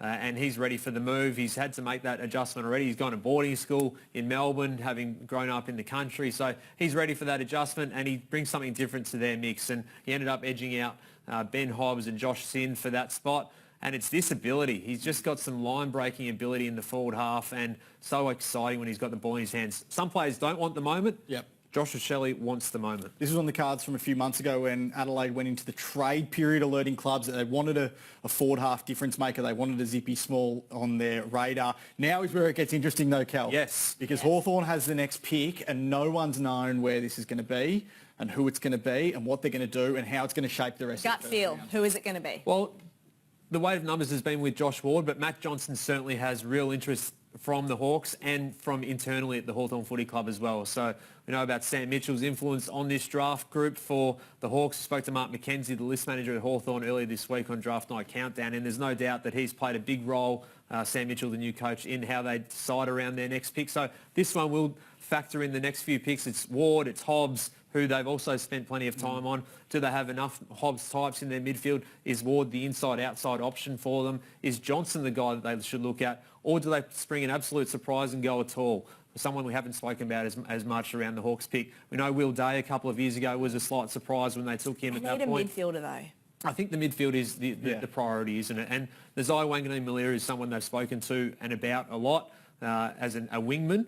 He's maybe not the right player for them right here, right now, depending on what they see their mix as. But look, the Johnson call versus Wall call and Hobbs in there as well. There's not much separating this group, and everyone, we're on our edge of our seats. I know recruiters. I think Fremantle and Richmond certainly are on the edge of their seats now, because I reckon for as much as we've been analysing this pick, I think they've been analysing it as well, and it will shape exactly what happens in the next phase of the draft. It's the domino effect of that. I mean, it would be such a lovely story if it was Josh Ward, given he's grown up as a Hawthorn supporter. He's probably idolised someone like a Sam Mitchell and watched on from afar. So we wait and see what Hawthorn do. They've got about 20 seconds left on the clock. They're going to be timed out. Their decision. No. Has that ever happened in the history of, I don't think so. of the draft? I don't think so. So Hawthorn on the clock at the moment. We wait and see with bated breath what they do. 6 from 6, by the way, Kel. 6 from 6, yes. Yes. Is that right? Can we go 7? Let's hope. Look, I think he will. I reckon he's going to nail the top 10. Well, don't jinx us. No, I've got full confidence. No, don't jinx us. Okay. Don't jinx us. We don't tempt fate. We're very careful not to tempt fate on afl.com.au. The Hawks call, as we know, is going to really shape what happens in the next group. So what the Hawthorn Footy Club would be weighing up is their midfield group as it stands and as it is, and then what happens after that, because there is a selection of options for them at that point. It's 72 hours. Too much of the same. Yeah, and whether or not they need a difference maker in there. They need some speed. Josh Ward's got a lovely balance to his game. Matt Johnson's got a very nice outside game despite his size. Well, in combination with his size, I should say. So these are all the factors they'll be weighing up.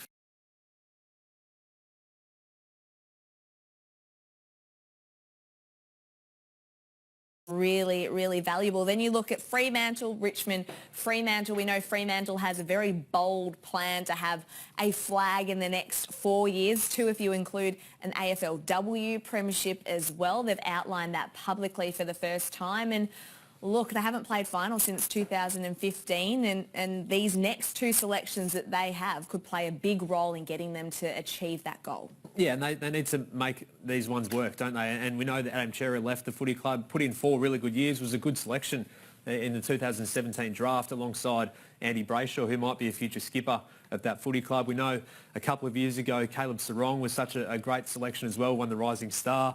Hayden Young's done some exciting things in snippets so far. Yep. Last year, Heath Chapman, we saw a little bit as well as a first-round selection. So those Freo picks, they should come out of tonight as winners. There's no doubt about that. But again, what their order is, who do they take first, depending on what the Hawks do, that's going to be a big call for them because they need to make that pick land, and they need to make it land really well. Have they requested more time here? What's taking them so long? I think that they'd be on the verge at this point, sure. Yeah, I think they're very, very close. The time clock looks like it's nearly out here for Hawthorn, who will have pick number 7 at this year's draft, given the shuffling back from the father-son bids with Sam Darcy going at 2 and Nick Dacos going at pick number 4. So the pick is in, and Josh Ward, the club he grew up supporting for, he is now a Hawk. And his great-grandfather, as Riley mentioned earlier in tonight's show, played for the Hawthorn Footy Club, so a great footy romance there, a long lineage of Hawthorn footy in his blood, and he'll add so much to their group. He is a workhorse. He's run a 2-kilometre time trial in a touch under 6 minutes, which is absolutely flying. He's good with his ball use. He can kick the ball really well. We go back to the start of the year, Riley. There was a practice game for the Northern Knights, and I remember speaking to recruiters who were at that game. It was an intra-club, and they left it going, how good can this guy be? Yep. And he just kept improving and improving, and that's the mark of a good draft prospect, when they start somewhere and they improve their game and tick off little things along the way. Maybe there's the question, can he just be more than an inside player? Well, he proved he can be that, and you needed to be more than that, and that's probably why the Hawthorn Footy Club has, in the end, edged towards him with this pick, because that is a big call, and he's edged out Matt Johnson, he's edged out Ben Hobbs, and this is where they've definitely added a really good player to their ranks. Yeah, he ticks all of the boxes for the Hawks because he has got that balance of inside-outside work, as you mentioned. Tom Mitchell, Jago O'Meara and James Warple, very inside midfielders, but he can get on the outside, he can win the ball on the outside. Spoke about it before, Cal. Alex Lee, his great-grandfather, played 31 games for the Hawks almost 90 years ago now in the 1930s. That's where the love of the Hawks came from for Josh Ward. Great runner, maybe the most balanced mid in this year's draft, available in the open pool, of course. So love what he can do, wins plenty of it. He's also very damaging. He can go forward and hit the scoreboard as well. So I wonder if Freo liked this pick, because I think James Ward had a bit of apprehension of moving into state. Yes. And I wonder if they thought, well, we're not going to, probably wasn't in there on their radar regardless because of that fact. And I wonder if Fremantle now thinks, who can we get here? I think it'd be a blow for Richmond. I think Richmond would have liked Josh Ward to be available at their pick. So I think it might be a blow for them. With Fremantle, we haven't really touched on the go-home factor at all. I mean, there's quite a few West Australian prospects. We talk about Jai Amos, Matthew Johnson, Neil Erasmus, just 3 that are probably on the top echelon of WA draft prospects at this point. Do they look at going local to, I guess, make sure? Is it a factor, or do you just back in your culture? It's a factor, but they also back in their culture, and they have to do that. So you have to weigh up all the factors. But in the end, if it's an even call and the player that they want is a local and versus another one, well, maybe there's an ability there to shift your thinking and say, well, do we edge towards the guy who's homegrown? And that's where Jai Amos might be a really good contender for them, because of the way he presents. Not only is from Bustleton, there's so much growth left in his game as a key forward. Do they just snap him off and say, well, he's our guy, he's the guy that needs to be right in our mix? Or do they look at Ben Hobbs in this range? I think they would have had a really close look at Joshua Shelley if he was on the board. Mac Andrew would have been a part of their mix too. Or do they even go with a bit of a surprise in Josh Sin or a line breaker? Because we know Justin Longmuir spoke earlier this year about their need for outside run. In the end, I think a key forward, whether this pick or the next one, whether they try and get Amos through to the next pick, that's part of the tactics that now has to come into their thinking. Yeah, it's going to be interesting to see what they do. The Fremantle sandwich, Richmond in the middle. I'm sure the Tigers and their recruiting team and Matt Clark are really sweating over this one. How much does it play a factor? So who would Richmond want to be available? Would they be looking at a Jai Amos? Would they be thinking, will Freo take Josh Gibkiss? What are the players that Richmond wouldn't want going here? It's interesting thinking about what Richmond want Fremantle to do and what Fremantle are thinking Richmond want them to do and what Fremantle are thinking Richmond want them to think they want them to do. I'm confused. All of that has to come into it though, because, but in the end, Fremantle should just go with the player they trust the draft board. Trust their draft board and not worry as much around. Don't blink. Go with what you think is the best player for you, and that's the right option for them. So, look, at this point, the Tigers have been linked to Jai Amos, so there's some strategy there too. They've lost a couple of key forwards. Do you take him first? Josh Gibcus, I can't see being this pick. And then they maybe save the midfield option for their second pick, whoever that is. They do need a key forward, though, Fremantle. I mean, you can't really rely on what they have currently, and I think that a Jai Amos would be a really terrific fit for them, which you have outlined in your Phantom Draft, of course. Ooh. And you are right. You are 8 from 8. We're not going to jinx it anymore, but Jai Amos has been drafted to the Fremantle Football Club. He becomes the first key forward they have drafted since Michael Apnis in 2013. This is a great one for the Dockers. Yeah, and we talk about upside again, and there's potential and production. He did a bit of both this year. What I love about Jai Amos is he converts his opportunities. 51 goals this year in the Colts. Not many draftees kick 50-plus goals in a season, Riley. That is high standard, and he can grab it above his head. He's so dangerous inside 50. He kicked 38 goals, 12 from set shots. So he converts his opportunities, and that's what you like about him. There's also an untappedness to him, if that makes sense.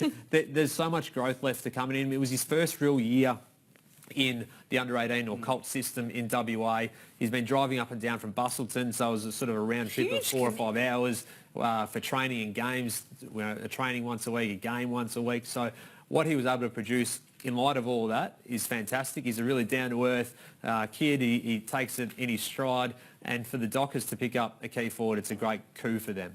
Yeah, in particular because they've lacked a reliable and consistent goal kicker for a long period of time. Ever since Matt Pavlich left, they've been looking for this player. I love Matt Taberner, but consistency's been his issue for a long time. Josh Tracy looks like a really nice prospect, but still young and developing in his career. Rory Lobb's someone that nearly went back to GWS this year, and whether or not you can rely on him, more from a whether or not he's going to be there in 2 years factor, is another question you have to ask there. So they've got Jai Amos now into the football club. This is the player Fremantle will be hoping will be their long-term A-grade key forward. Really big pick coming up next for the Tigers. Is it Josh Gibcus? Is it Ben Hobbs? Is it Neil Erasmus? Is it Matt Johnson? That is going to shape the next little group. Well, we were holding our breath for the Hawthorn pick, and Cal, you were right, and the man of the moment, Josh Ward, has been good enough to jump on and join us here on NAB AFL Draft Night. We're all huge Hawks fans, and so I'm sure I never got to see him play, but I'm sure he'd be happy to see his great-grandson pulling on the same jumper as him. Well, you're going to look very good in brown and gold, Josh. We look forward to seeing what you have to offer and how your footy journey unfolds over the next few years. Congratulations once again. Thanks for joining us. Thank you, Nat. Thanks for having me. Josh Ward, probably going to be my new favourite.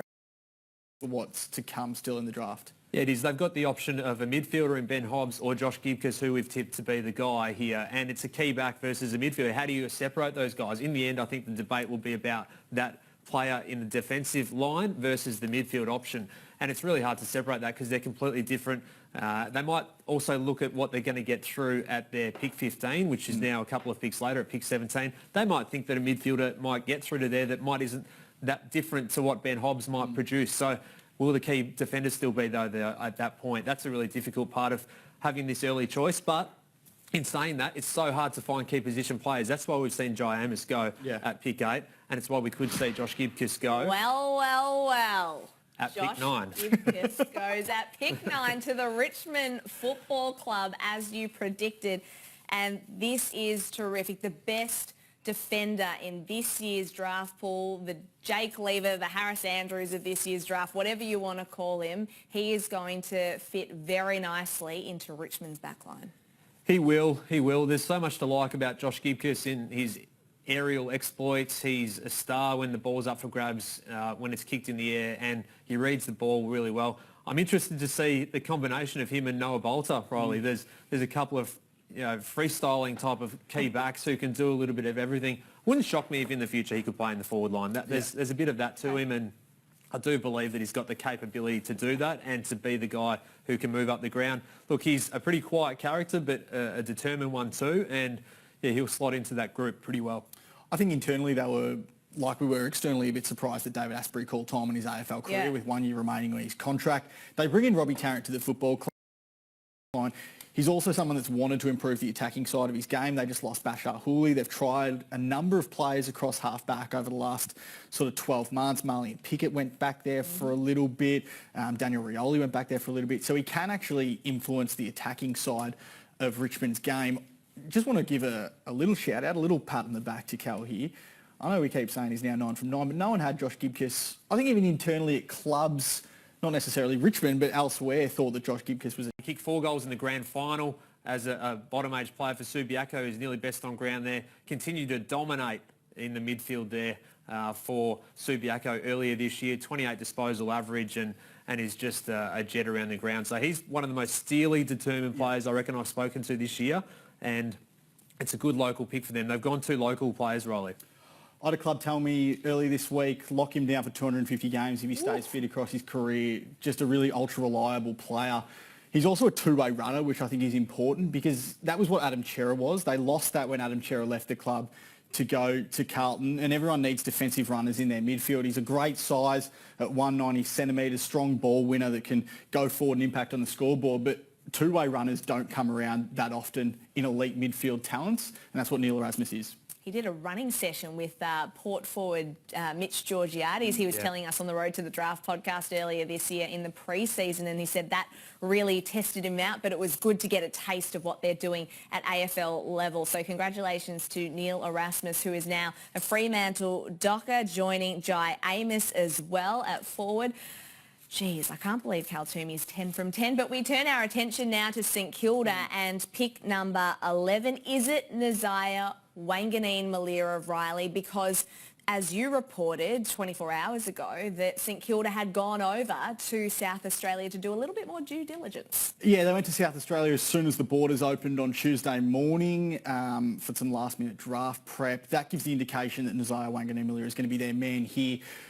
I think the only way this wasn't going to happen is if Josh Gibcus slid past Richmond at pick number 9, because I think St Kilda does need another key defender. I think they would have loved the opportunity to get Josh Gibcus. So I think Wanganeen Malira, this midfield needs class, it needs composure, it needs kicking abilities. He's all of that. That's why I think it makes him a really likely type should they take him at pick number 11. And I guess you factor in their NGAs as well, so their next generation academy players that they have access to, Machito Owens being one, Marcus Windhager being the other. So very different players to Wanganeen Malira. So you factor in what you've got coming and what you might have on the draft board ahead of you. So it'll be interesting to see what St Kilda do there. On the clock at the moment, but getting close to that 5 minutes running out. Just texting a couple of clubs to see if there's any trades that have been going on. Of course, the order as we expected, and then we see Nazaya Wanganeen Malira become a Saint, and that work they put in on him of late sees him join the St Kilda Footy Club. He's the class wingman who can play opposite Bradley Hill, potentially on opposite wings, and do some real damage with his running, his kicking, his ball use. His highlights package is sublime. Like, look at some of this disposal. There's no many players in the draft who have more time than him. My favourite quote of the year, nearly, Nat and Riley, was him saying that you're the one who wants to do the stepping and not be stepped. He steps around everybody, so he just has so much time with the footy. I thought you were going to say your favourite quote was when we asked him when he knew he was the best kick in this year's draft, and he said, "When you said so, Carlton." He did actually say that. Surely he knew he was a good kick. Look, obviously the family link, his father Terry Malira at the footy club, at the Saints, and the nephew of Gavin Wanganeen. Imagine that. So Uncle Port Adelaide. Gav, you just call him up. Give me some advice, please. Yeah, Port Adelaide and Essendon were pretty keen on him as well. Of a wild card in Campbell Chesser, who's come into their considerations off late. Or do they go with Ben Hobbs, who might just be too good to pass up, and I think would bring so much good footy into their mix. Matt Johnson is another one who's still there on the board and is another local. They've lent towards midfielders potentially looking at this period, or the other option is, do they now become the first club to trade back? Yeah, there would be, and that's part of the fun of the draft, isn't it? Because you're Sounds stressful to me. No, this is all fun. It's fun when you get 11 from 11. I'm sorry. I'm look, sorry. Look, Jeez, his head's getting so big we won't be able to fit out the door. Oh, we had a rough year last year. We've moved Yeah, all right. on. You need a confidence booster. Look, it's a big call for the Eagles, and as we've spoken about, it's been a big pick for them because it's their earliest pick in a decade, and the last number 11 pick I think they had was Dom Sheed, so they've obviously been bumped back there. Now they're at number 12, and they need to make this one land. There was another trade Yes. that's going through as you speak as well. North Melbourne's moved from 48 to 36, taking Collingwood's pick. I think they went through with the Nick Dacos when it was going down. It went through as that selection was going in the 30s and a pick in the 20s. All right, so there have been a few trades that have gone on, but nothing significant yet in terms of someone getting into the top 18, 20 or so picks. So we wait with bated breath to see what happens here with West Coast. In your updated Phantom draft, you had Ben Hobbs going at pick 12 to West Coast. Yeah, and that was the late mail version that came out on Tuesday night. We did the one on Monday night, a late mail updated Phantom draft that came out on Tuesday night. So that's the one to go and find now to see where the rest of the picks could go. There's still a number of names left on the board. Of course, Josh Sinn, Sam Butler, Darcy Wilmot, Tyler Sonzi, Tom Brown, Blake Howes, who could still all get their chance over the next little bit. We expect another 9 selections, including this one, to go forth tonight. So still some dreams to be made in the next hour or so. Well, we spoke to Jai Amos before. Let's head back to WA now and speak to his new Fremantle teammate in Neil Erasmus. Neil, congratulations on being drafted. Did you have any inkling what was coming tonight? Thanks, Nat. No, I did not. I, in fact, was not expecting to be called just then, so yeah, it was a bit of a shock, but I had a bit of interest from Freo, but I thought they would have taken Hobbs, but nah. Yeah, I'm so keen to get started, and having Jai there is also just a bonus. Yeah, I'm sure it is a bonus in terms of settling into a new club. You mentioned to Cal and I on the Road to the Draft podcast about training with Mitch Georgiades. Did he give you any advice or send you a cheeky text in the lead up to tonight? Yeah, he's been really supportive. Yeah, just a few texts here and there. I don't think this week I just try to lay back and not think about it too much, so he hasn't put too much pressure on me, and neither have all my mates. So good team with one of the WA boys because we had such a good team there, and yeah, I guess it sort of lived up to his expectations, and we're going to be doing that. So yeah, so stoked. Neil, congratulations once again. We'll let you go celebrate with Jai. Alrighty, we have a trade that has gone down, as you said. Port Adelaide moving up the board to 12 and snagging Josh Sinn. So the details there were pick 12. So they've jumped up basically to get ahead of the Bombers to get Josh Sinn as we predicted. And this is the Essendon factor, isn't it? Because the Bombers did like Josh Sinn. Yes, they did. Absolutely. And that's what comes into this decision for them. Now, Josh Sinn, who trained with Zach Butters earlier this week, a little bit of a session there. So he had his mind set on Port Adelaide and thought it was a fairly good chance of happening. And there he lands. He's a stellar character. He can use the ball out at the half-back line. He's a damaging prospect. He's a line breaker. He's athletically really, really strong in terms of his fast twitch movement. He's an athlete and is a really good leader as well. So he'll join their half-back line, and it's a great selection for Port Adelaide. We know how much they love to play vibrant, attacking, powerful footy off their half-back line and their defence, and this is a big move from Port Adelaide to ensure they got their man. And it also means, as we've spoken about now, West Coast can bounce back a couple of spots and still get potentially Campbell Chesser or Matt Johnson or Ben Hobbs. Yes. So they're actually, this is where trading works. And as we've spoken about throughout today, this was on the cards for a little bit. This might not actually ruin your Phantom. No, because all the clubs could still take players. You had Port Adelaide taking Josh Sinn, so that is correct. Never mind the trades. So what do Essendon do here, Cal? What do they need? Is it a Ben Hobbs or a Matt Johnson? I think it is one of those players. Now, the difficult thing for them is Zach Merritt's about that size as well. So do they get someone who is the same but might be better than a couple of them?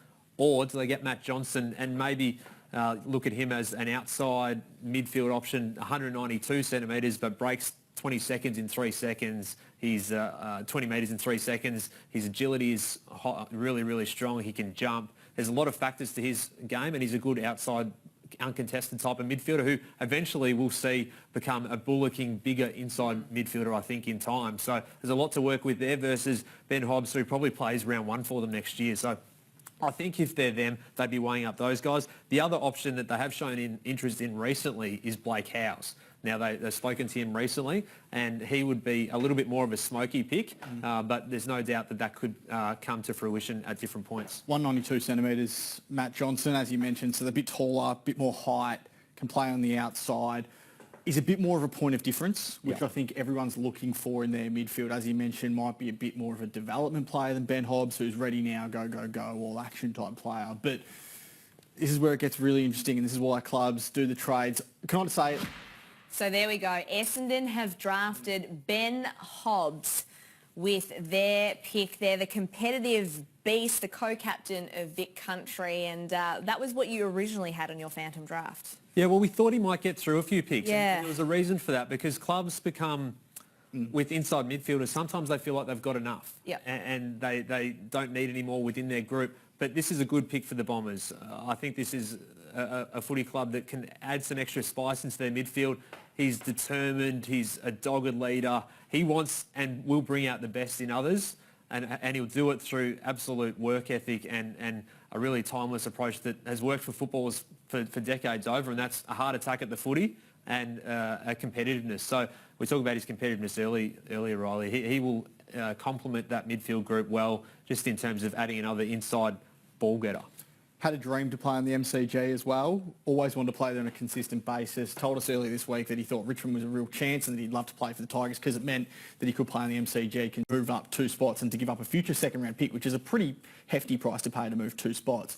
But you know what you're doing in that situation. You're moving ahead of the Bombers and they're taking your man who wouldn't have been available at your pick.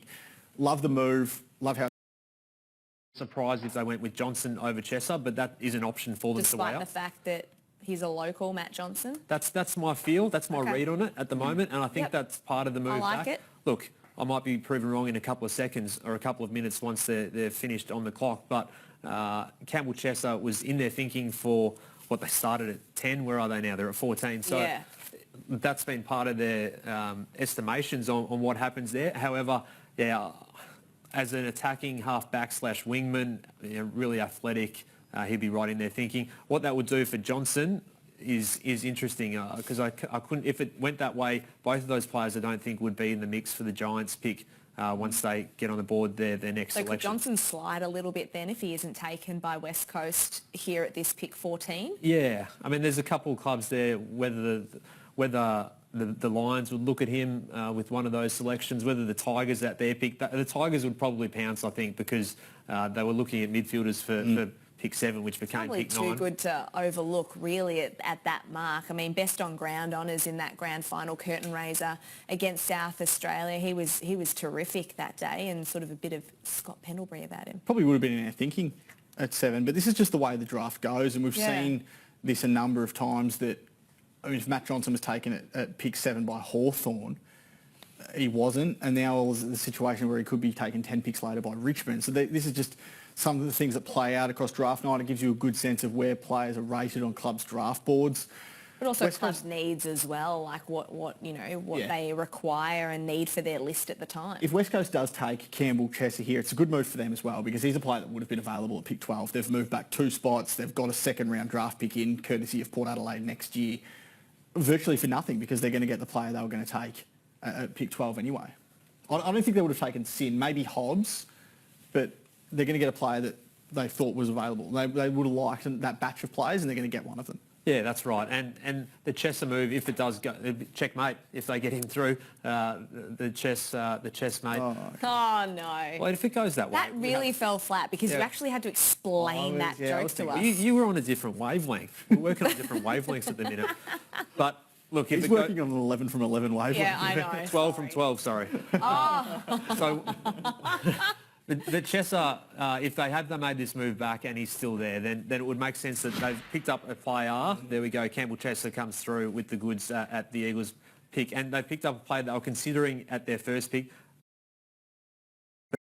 But that's something that we can consider for sure. So Campbell Chesser from the Sandringham Dragons makes his way to the West Coast Eagles. He'll be moving west in the coming days, although we probably need to work out what the border restrictions are going to be at this point. There is a chance that these guys, someone like him, might just stay in Victoria over the next month and wait till the club returns till after Christmas. After Christmas break, so they don't have to quarantine and then come out for a couple of days and have another break over Christmas. So clubs are working through that, but of course, clearly in this case as well, it's made no impact on their decision making. Well, before pick 14, that was with West Coast, we had Essendon, and at pick 13, they selected Ben Hobbs, and he has with your family and friends.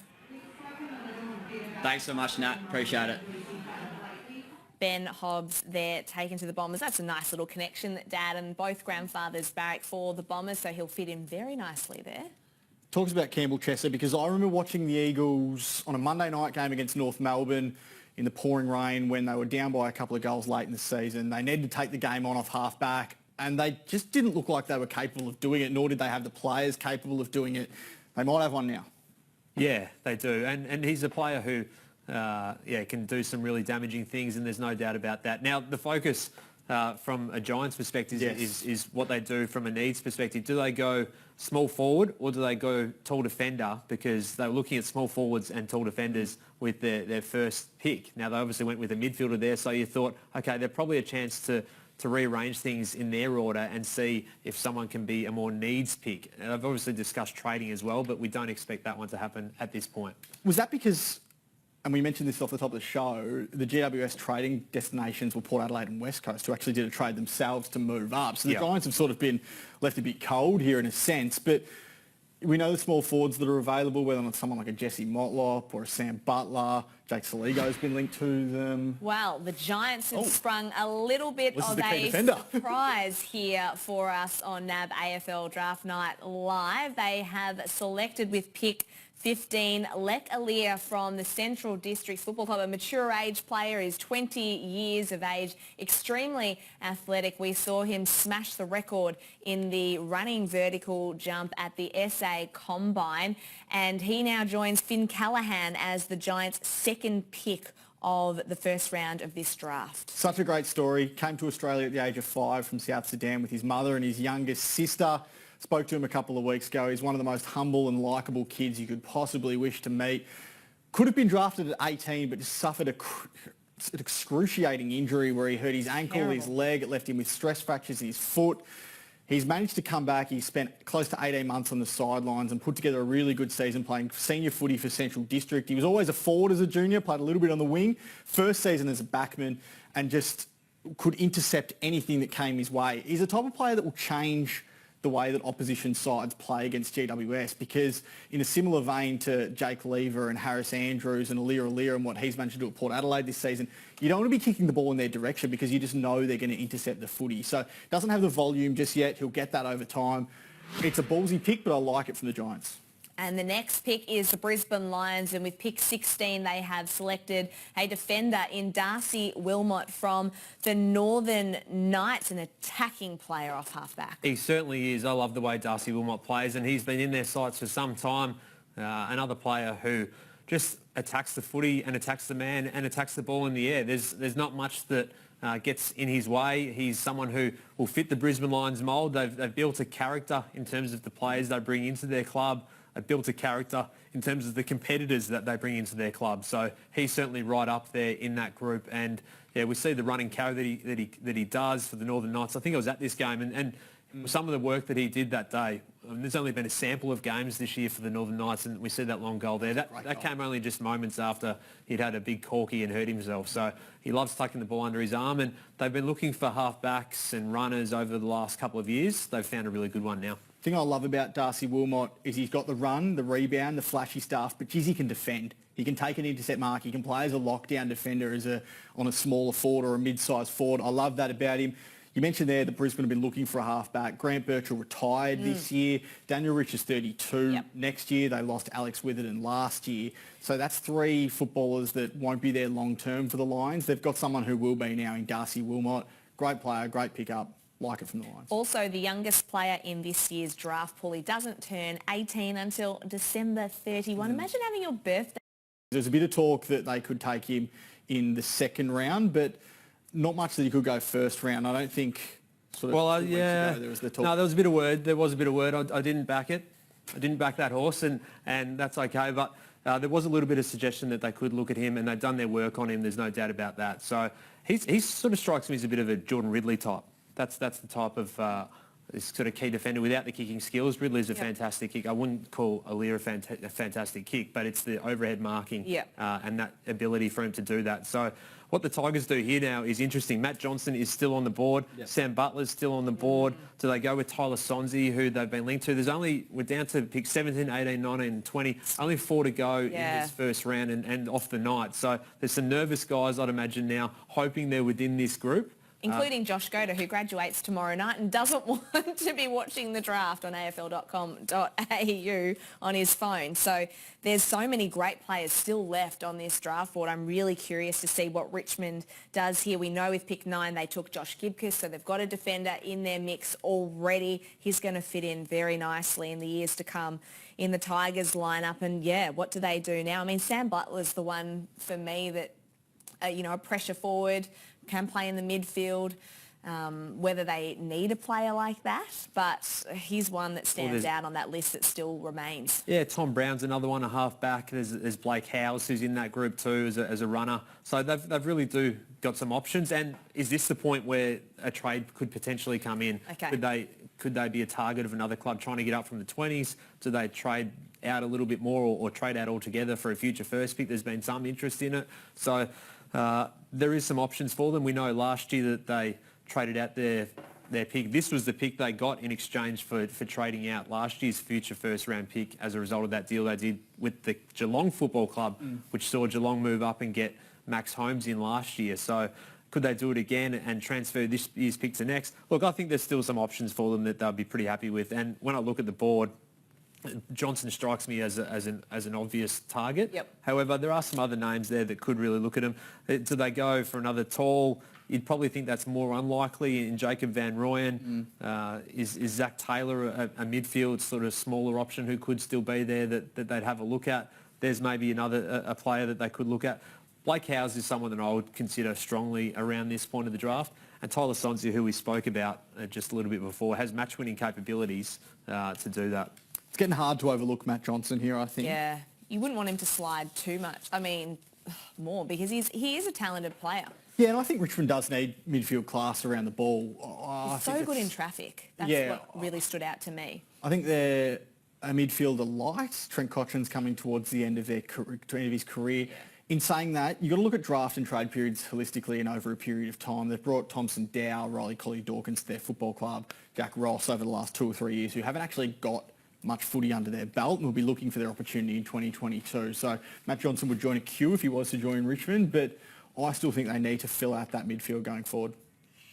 All right, we wait with bated breath, and Richmond have gone another defender. So they've selected 2 defenders in this year's NAB AFL draft. They've selected Tom Brown here with pick 17. He's from the Murray Bush Rangers.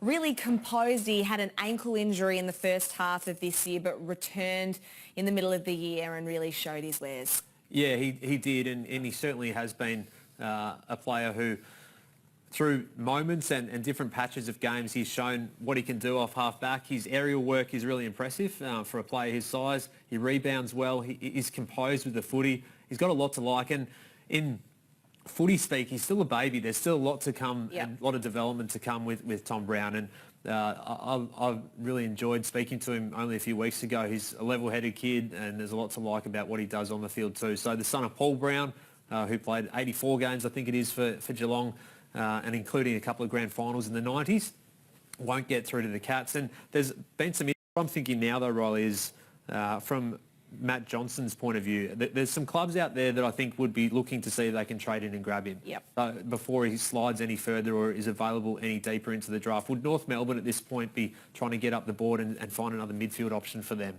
There's another club who would look at him early in the second round. Does Fremantle who could have looked at him at 10, did they say... Hawthorn, who liked him too. Exactly right. They were early in the 20s. Do they now say, all right, he's still on the board. Why aren't we just going up and paying a little bit overs to get him now that he's still there? I would. You'd have to imagine those conversations are happening right here, right now. As for the Swans pick coming up next, wouldn't shock me if Zach Taylor's in their mix. I know they really like Tom Brown. I think Blake Howes might be the other one. They had a pretty small group of players they liked for this pick.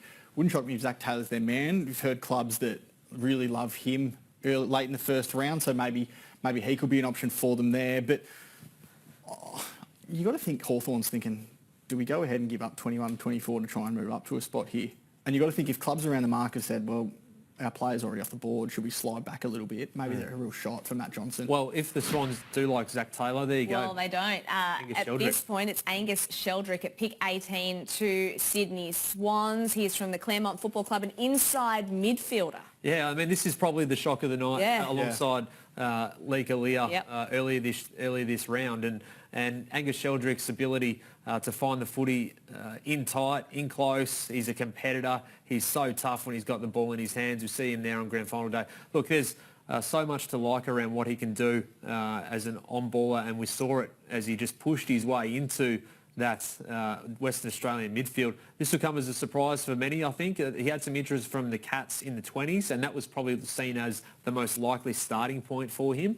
But they've ended up jumping in ahead of those picks and grab him now. And there's some Swans tendencies about him because he's tough. You know what you're getting out of him, and that will come through, I think, in a very big way next year. They just lost a couple of tough midfielders in Jordan Dawson and George Hewitt as well, so they'll bring another one Makes into sense, their doesn't footy club. Yeah, they've been a club that has backed their order at this stage of the draft in the past. You look at someone like a Chad Warner a few years ago, James Rowbottom, Justin McInerney were all around these sort of picks, maybe a bit later in the 20s, but a lot of clubs didn't necessarily have them in that range. They've turned into very good footballers. So this is another, as Cal said, very Sydney pick. It's got all their fingerprints all over it. So I like it for them.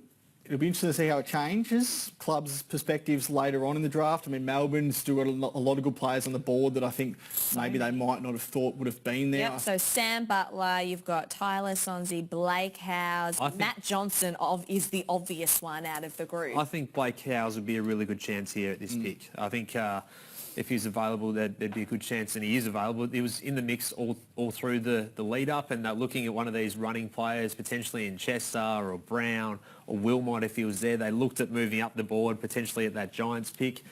So I think that, yeah, Blake Howes would be an option for them that they'll strongly consider at this pick, and I think he'd be a nice selection too because he's versatile. He's got that versatility that you can, as a coaching group, you can know that he's going to be playing wing, half back, half forward.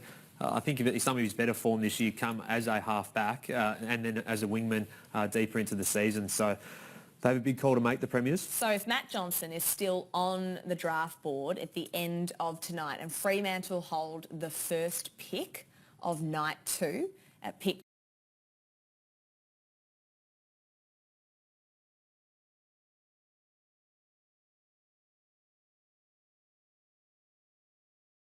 at the Lions as well. So that's where... He might be at 21 at Hawthorn. Wow. Okay, so Melbourne has decided to select with pick number 19, Jacob Van Rooyen.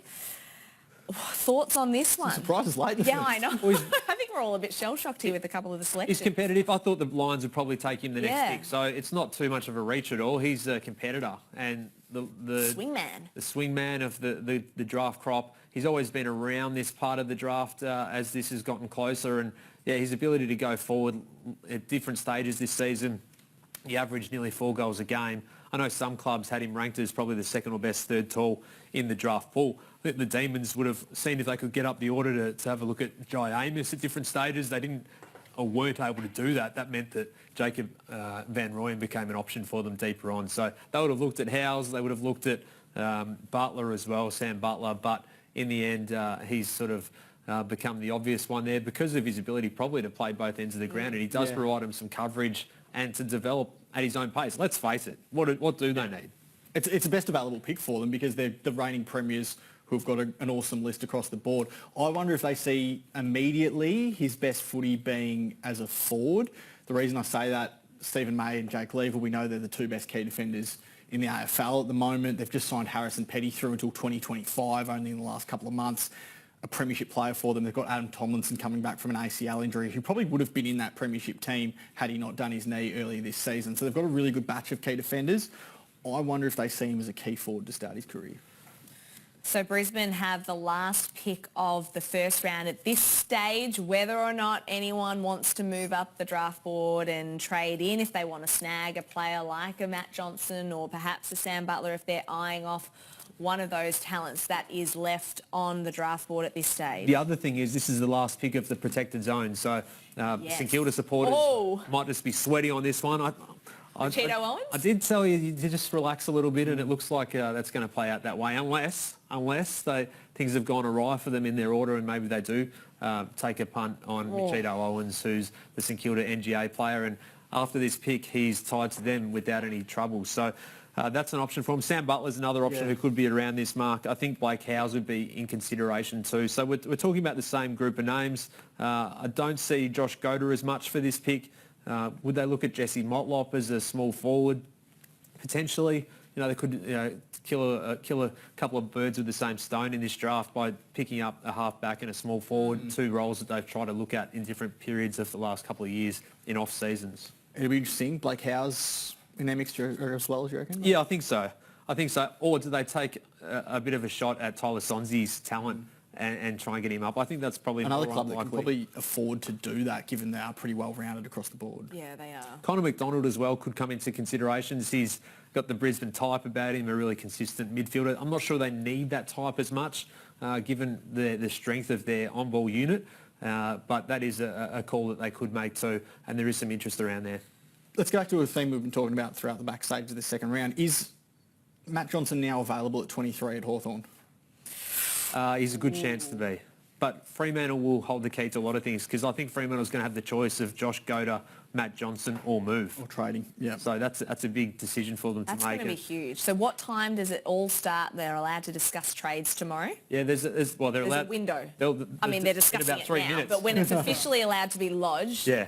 There's a period there between 5:30 and about 6:30 where it'll take place. So that's the point. All right, Brisbane Lions are in, and with pick number 20, they have selected Kai Lohmann from the GWV Rebels. He's a medium-sized forward. He's quite actually just an elite athlete. He is. He's a great mark above his head. I thought they might take a shot at him if he got through to pick 41, but in the end, he's too good to pass up, and he wasn't going to get through to pick 41 either. So he becomes, what is he now, the third Greater Western Victoria Rebel to be drafted. After Gibcus and Hobbs, there's still Butler to come as well, and a couple of others potentially. So, yeah, good over his head, Kai Lohmann, and a medium forward who could do some damage inside 50. I really like him as a talent, Rolly. Yeah, they've been wanting to shift Cam Rayner into the midfield for quite a while now, who was probably that mid-sized forward that they did have, that one that's really tough to match up on, can play on ground level, can take a mark above his head. I wonder if this is done with that move for Cam Rayner in mind, just that we need someone that can sort of help complement the tall forwards like Eric Hipwood when he does eventually come back from his injury, like Dan McStay. We need someone that can do that if Oscar McInerney goes forward from the ruck as well. So it's a nice compliment for them. And as you mentioned, it's a nice compliment for what they've done across the course of the night. They've got their half-back, they've got their half-40, Darcy Wilmot, and now Kai Lohmann. Wow, so a few surprises here on NAB AFL Draft Night Live. Night one, of course, is just the first round of the draft. The second, third, fourth and onwards will be tomorrow night. But a few surprises here, and it all sort of started with Lecker going at 15 to GWS. And then, of course, Sydney picking up Angus Sheldrick, and then Kai Lohmann too, a bit of not a left field option, but probably someone we didn't expect necessarily to go in the first round. We've had some trades as well. It's all been happening here. Don't mind me as I take one of your 13 screens. Yeah, that's fine. You got enough now? I've got enough. You've only got two left. I'm and sharing. a phone and a... What are we up? I love my screens. We're putting Apple through some business tonight. Yeah, we are. Look, there were some surprises there in that second half of the first round, and although some 50-50 calls went certain ways in the first 10, there were some other more surprising ones. The Giants had done a lot of work on Lecker. I thought maybe it was unlikely in the end that they'd grab him, but they've gone for a needs pick there, and that'll service their back line.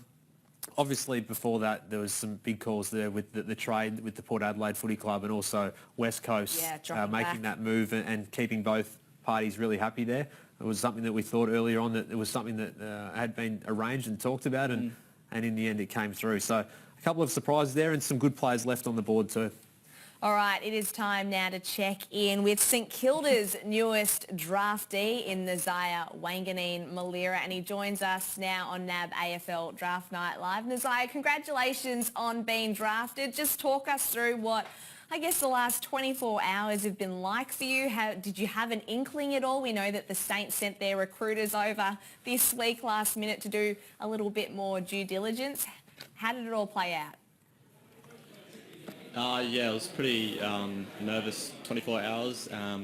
Obviously, the draft was on my mind pretty much all day yesterday and today.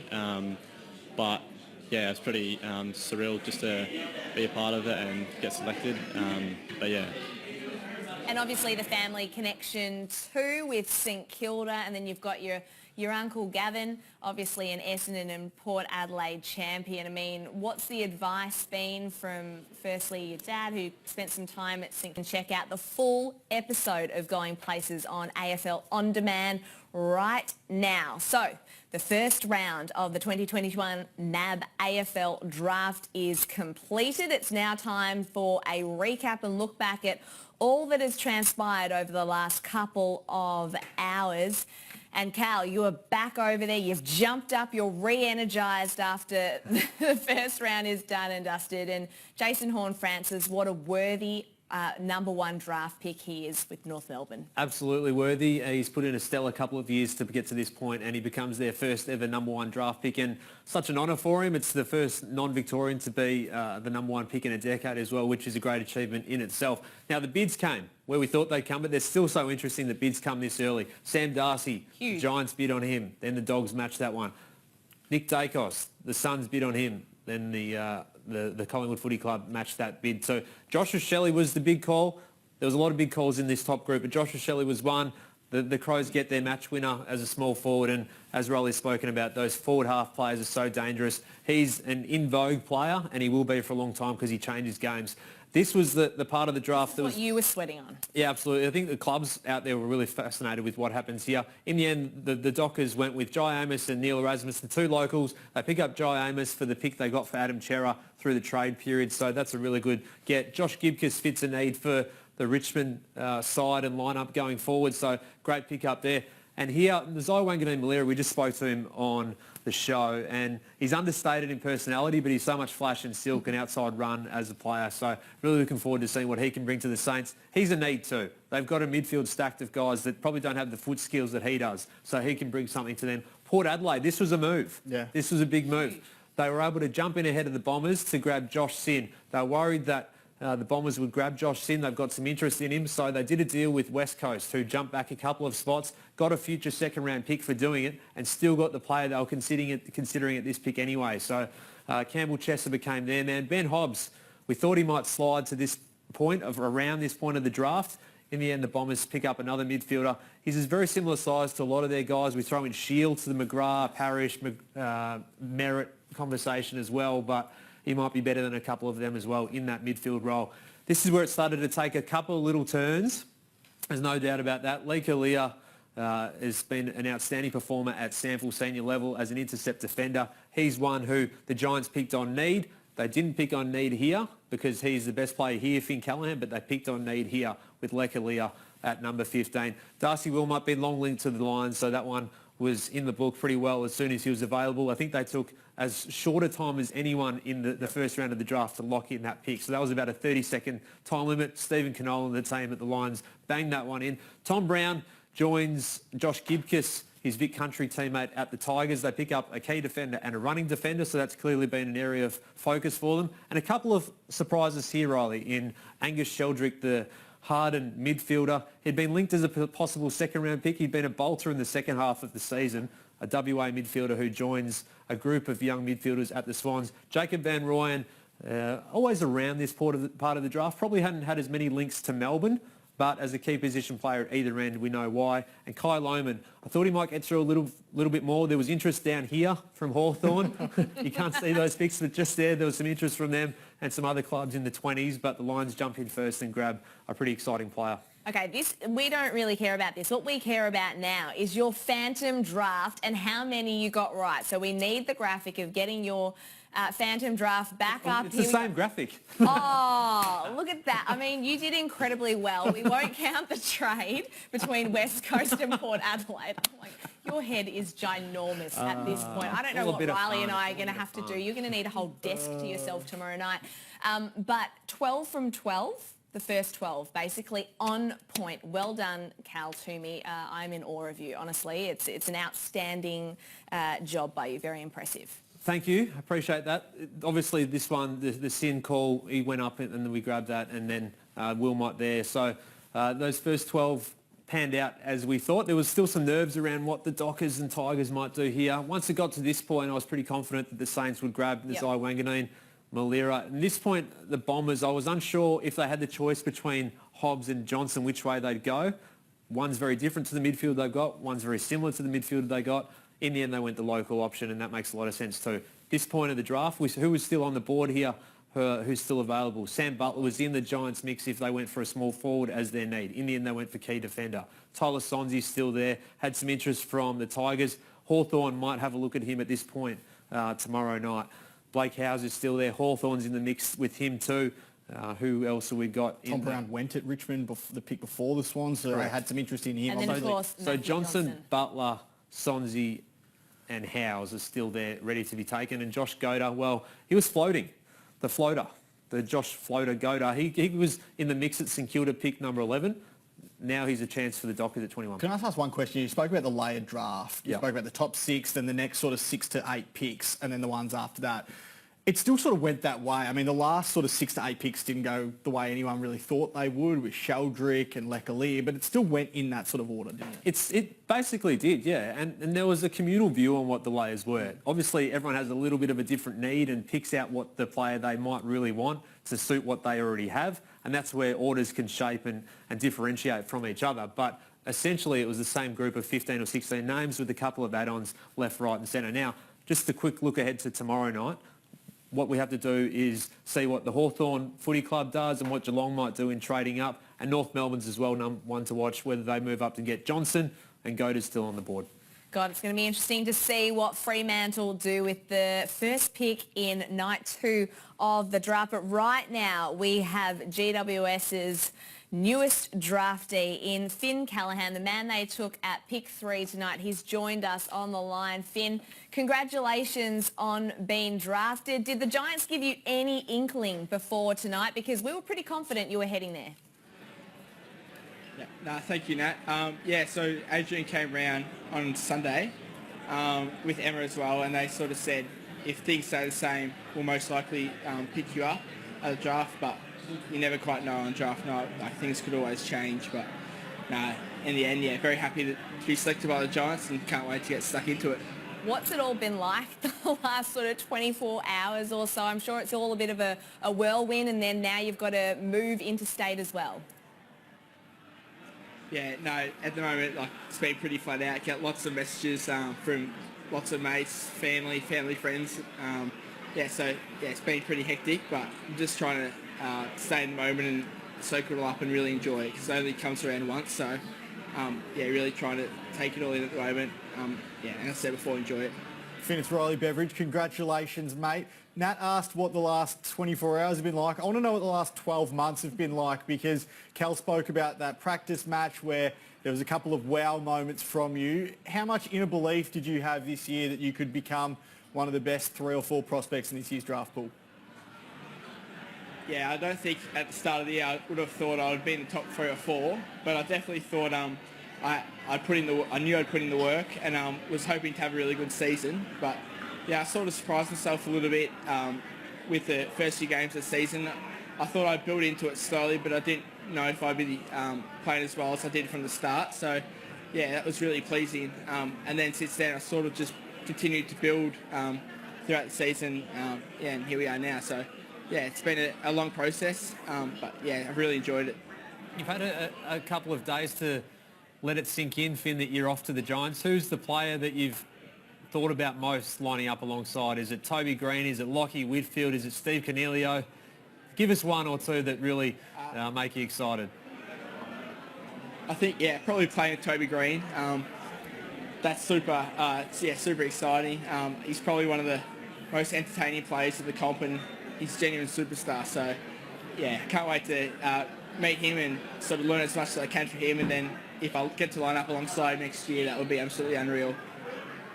And one of your best mates in Blake Howes, still yet to be drafted. His name's still on the draft board at this point. You've gone through kinder, you played footy together, cricket, basketball, schooling. I mean, you guys are so tight. Are you hopeful that he'll get picked up tomorrow night? And have you spoken to him tonight? How is he feeling?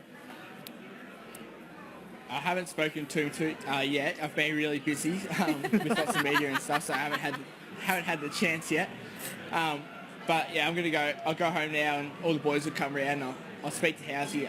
I don't think he'll be too disappointed if he didn't get drafted tonight. I think he knows it's going to happen tomorrow. So yeah, I'll be with him when it happens, and yeah, can't wait to support him and get around him. It'll be a great moment. Well, Finn, congratulations on being drafted to the GWS Giants. It's awesome to see you get picked up, and we can't wait to see what you can produce over the course of your football career. Good luck. Thank you very much, Nat, Riley and Cal. Thank you. Thanks, Finn. What a nice young man. I absolutely love kid. Finn Callahan. Absolutely love. He's one of my favourites in this year's draft pool. All right. Just because you wanted him to get to Hawthorn. Who didn't want him at their club? Well, Let's that's face it. Just on that, we didn't mention it. So Gold Coast wanted to move up to Pig 2. Adelaide wanted to move up to Pig 2. Hawthorn wanted to move up to Pig 2. Richmond wanted to move up to Pig 2. Fremantle took him out for dinner with Nat Fyfe. There's been a lot of interest in Finn Callahan, and for very good reason. And if any affirmation was needed from the Giants' perspective that he was the right man, that was probably it. Okay, well, I'd like to say we're all done and dusted, but there's still round 2 tomorrow night. So let's take a look at what's going to happen at this point. It is Fremantle who have the first pick of night 2 of the NAB AFL draft for 2021. Whether they keep it, trade it, who knows what they're going to do, but what we do know is that there is a very, very good player of the name Matt Johnson who is yet to be selected and has slid all the way out. Yeah, and this is the big call. Who goes up to get him? Hawthorn had looked at him in the first pick calculations. They should now be on the phone to David Walls and the team at Fremantle and saying, what do you want for it? And this is the dilemma that the Dockers now have. It's a good dilemma to have. It's the headache of, well, do we actually take the guy that we want? And if he's still there, do we just grab him and do we rate him high enough? Or do you take the bonus of shifting back a couple of spots? They could potentially go back to Hawthorn's pick, get something in between a future second-round pick or something like that, and then pick up Josh Goater anyway if he's still there. So that's something that they have to weigh up. It's interesting. You'd want to know what North Melbourne's doing and whether or not Josh Goater would be in their mix at 22 before you do that, if Josh Goater is your man. I hope David Walls and the Fremantle recruiting team had a phone charger in their box tonight because their phone will be dialing off the hook as he drives home. Mine's gone off. I just had to plug it in. I've run out of battery. Is yours going off because you got the first 12 right in your Phantom draft? No, it's not that at all. It's just an old phone. But set you up perfectly, mate. It's interesting looking at that draft order. They're coming for a few clubs who are looking and are willing to trade down. I don't think Hawthorn or Geelong necessarily, given the work they've put in to get to that point, would be looking to trade down.